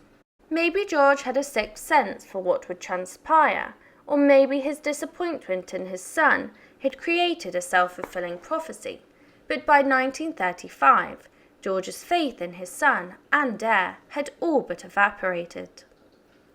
He is reported to have said, "After I am dead, the boy will ruin himself within 12 months. I pray to God my eldest son will never marry and have children, and that nothing will come between Bertie and Lilibet and the throne." George had always been the epitome of health, especially as a young, strapping lad as a sailor. But the years as king took his toll on him, and he had been involved in a few accidents that caused him poor health. The once hale and hearty king grew frail and sickly, and a painful tragedy only made things worse when he lost his favourite sister. During World War I, his horse buckled and threw him to the ground, causing serious injury from which he never fully recovered, alongside smoking many a cigarette throughout his entire life, and those took a toll on his health. George had been extremely close to his eldest and late brother Albert Victor, but he had also another sibling of which he adored, and she was his little sister Victoria. In December of 1935, when George was at death's door, Victoria suffered a hemorrhage and suddenly passed away. Her loss sent the king into a spiralling depression from which he would never recover. By January 1936, only a month after the death of his sister, George was still clinging on to life, but only just.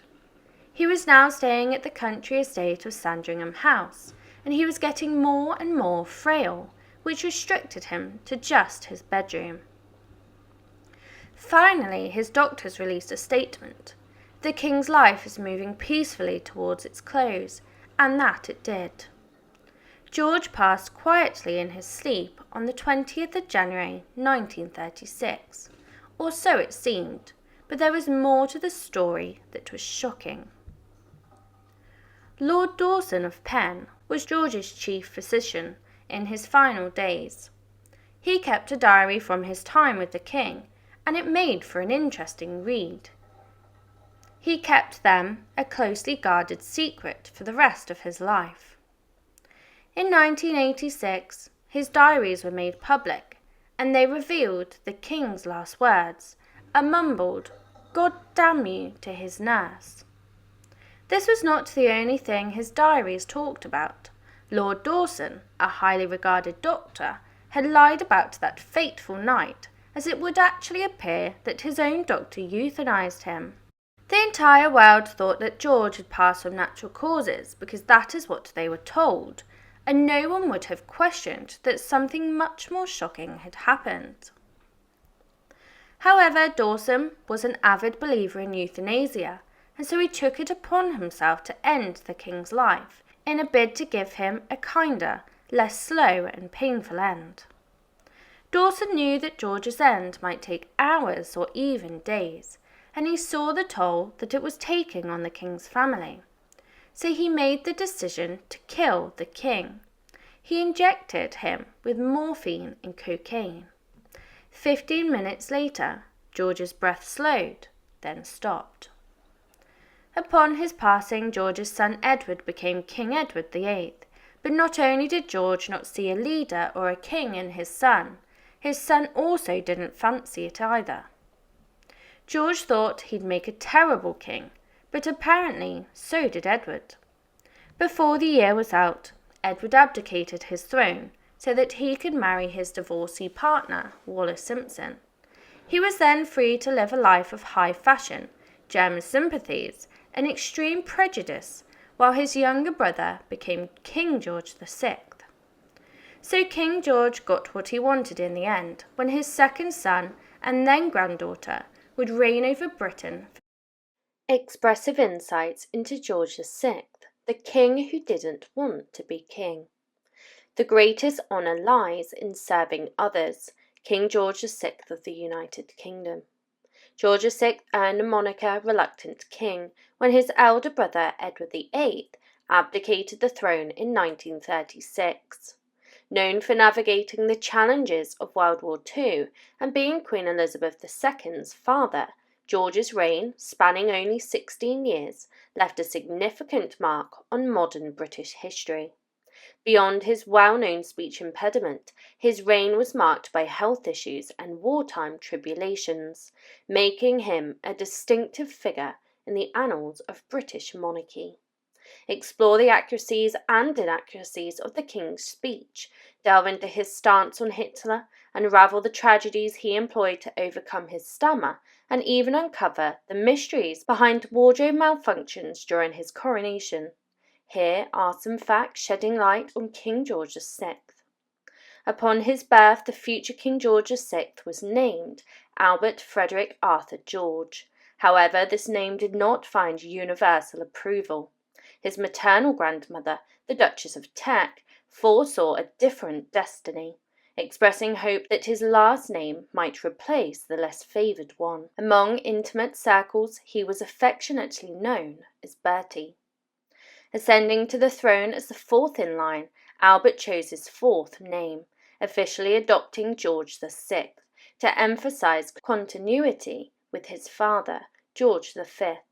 Despite his reluctance in assuming the role over his older brother, George aimed to present a facade of normalcy. Despite his privileged upbringing, George's childhood was marred by health challenges. Apart from his well-documented stammer, he grappled with chronic stomach issues and was characterized as easily frightened and somewhat prone to tears. Additionally, he wore corrective splints due to his knocked knees during much of his youth. Contrary to his health struggles, George was very athletic in his youth. He even participated in the men's double tournament at Wimbledon in 1926, a prelude to his eventual kingship. Graduating at the bottom of his class at the Royal Navy College, Osborne, in 1911, George proceeded to Royal Navy College, Dartmouth. His progression, despite academic challenges, was facilitated by his father's royal status, making examinations a mere formality. Although George served during World War I, his involvement in combat was limited. His persistent health issues, including ulcer problems, necessitated surgery in November 1917. At 25, George earned the moniker Industrial Prince when his father tasked him with representing the Crown on tours of coal mines, factories, rail yards, and other industrial sites. George displayed a genuine interest in the working conditions of his subjects, serving as president of the Industrial Welfare Society. Before ascending to the throne, George held the courtesy titles of Duke of York, Earl of Inverness, and Baron Killarney. His eldest brother, the future Edward VIII, claimed the title of Prince of Wales, leaving George with these three titles, at least for the time being. George attended Trinity College, Cambridge, where he studied history, civics, and economics under the renowned historian R.V. Lawrence. Unfortunately, his academic pursuits were cut short after a year, when his father deemed George's skills better suited for representing the royal family on tours, diverting him from his studies. During his 1939 tour of North America, George forged a strong relationship with U.S. President Franklin D. Roosevelt. These bonds were believed to play a crucial role in shifting North America away from the isolated stance in the early stages of World War II. George proposed to Elizabeth Bowes-Lyon 3 times before she accepted. Bowes-Lyon cited concerns about the significant lifestyle changes that come with being a member of the royal family as her reason for hesitation, a very valid consideration. Initially, the BBC sought to broadcast Prince Albert and Elizabeth's wedding live on radio. However, the clergy at Westminster Abbey rejected this idea, and the couple married off at the airwaves on April 26, 1923, avoiding the spectacle of a media circus surrounding royal weddings. The King's speech highlighted George's prolonged battle with his stammer. A failed speech on Halloween 1925 led him to seek help from Australian speech therapist Lionel Logue.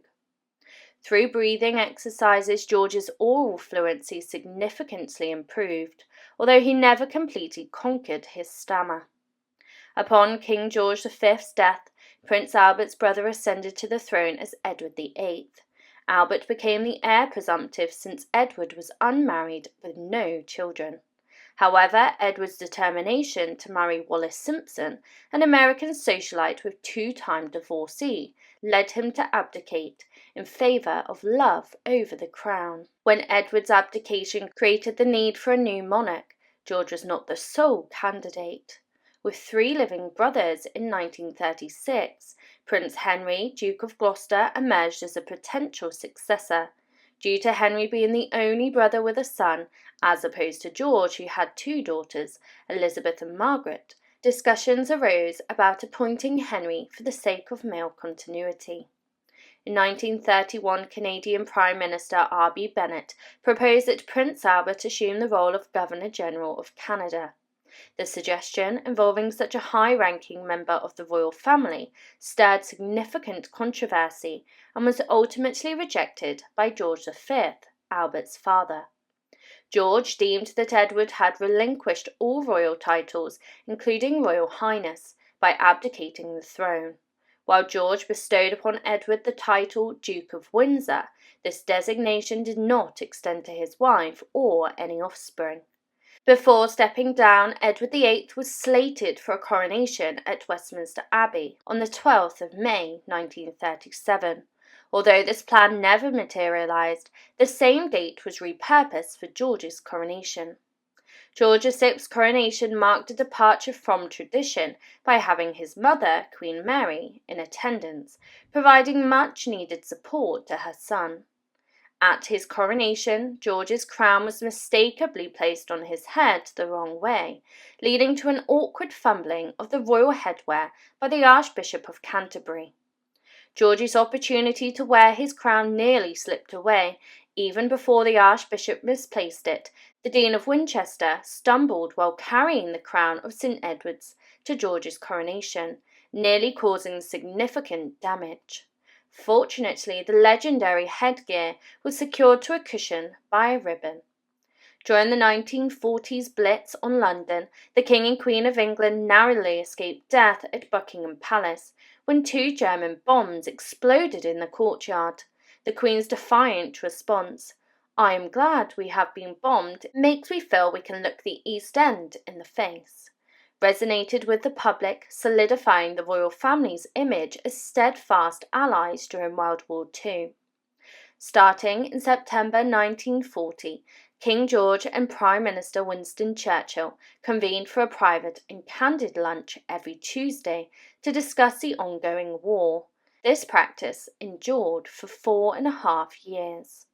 In a departure from tradition, George allowed Winston Churchill to join him on the balcony at Buckingham Palace during the victory in Europe celebrations of 1945.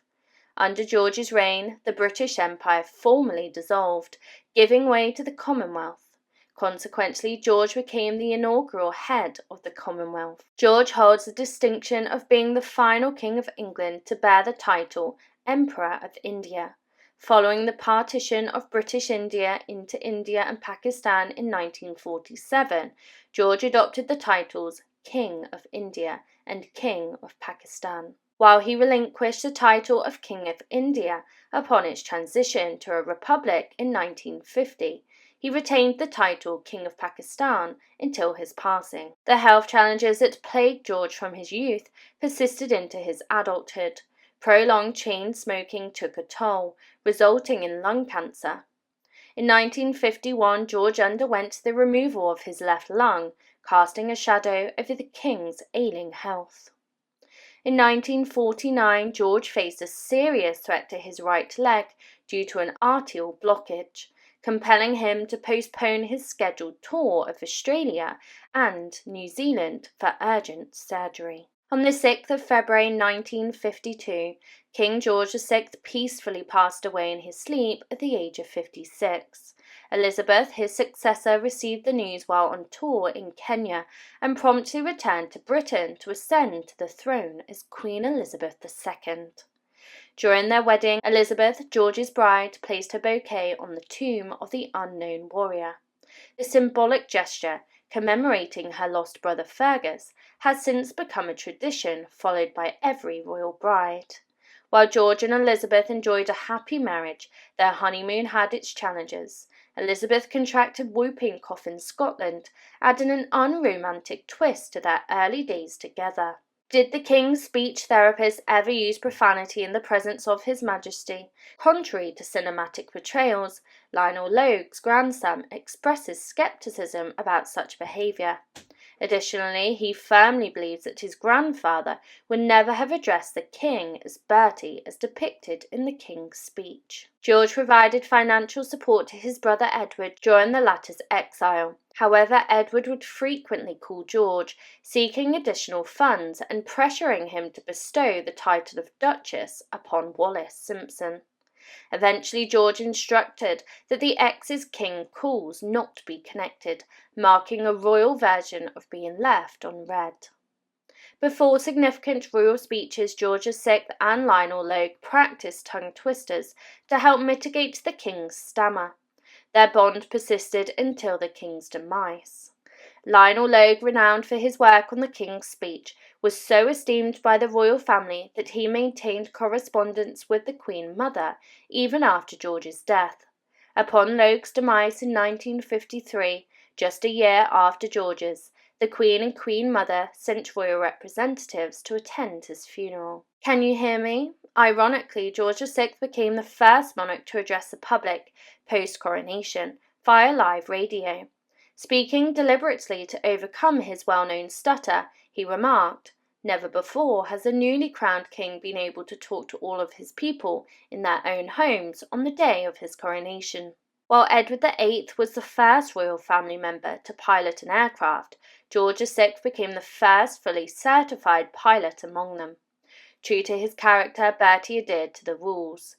Born during Queen Victoria's reign, George's birth coincided with the 34th anniversary of the death of his great-grandfather, Prince Albert, Victoria's cherished consort. Despite the joyous occasion of a new baby, George's family faced anxiety about sharing this day of mourning with the reigning matriarch.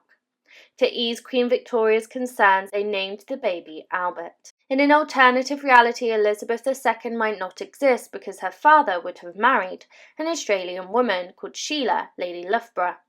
George harboured deep feelings for Loughborough, but the situation was complicated as she was already married. The infatuation came to an end in April 1920, when George's father offered him the prestigious Dukedom of York to sever the connection. In the same year, George ended his interest in Lady Loughborough. He fell in love with his future wife, Lady Elizabeth Bowes-Lyon. It seemed George was smitten with her from the very start, and was determined to make her his wife. Less than a year after ascending to the throne, Edward VIII abdicated December 11, 1936, leaving it to his younger brother, the future George VI. George, for his part, was a hesitant king. The day before the abdication, he wrote in his diary about breaking down and sobbing when informing his mother of the news. George's early reign was profoundly influenced by World War II. Constitutionally bound to support Prime Minister Neville Chamberlain, George endorsed Chamberlain's policy of appeasement towards Adolf Hitler. In a gesture of solidarity, George and his wife Elizabeth broke tradition by allowing Chamberlain onto the iconic balcony at Buckingham Palace. This close association with Chamberlain's Nazi appeasement had been deemed by some historians as the most unconstitutional act by a British sovereign in the present century. In conclusion, the life and reign of King George VI were marked by a series of extraordinary events, from the unprecedented circumstances surrounding his coronation to the challenges of World War II and his pivotal role in the formation of the Commonwealth. The intricacies of his royal relationships, health struggles, and the impact of historical events on his monarchy reveal a multifaceted journey. Despite the reluctance with which he assumed the throne and the constitutional dilemmas that he faced, King George VI left an undeniable mark on British history. His resilience, commitment to duty, and contributions to global diplomacy, especially during times of war, solidify his place as a notable figure in the annals of British history.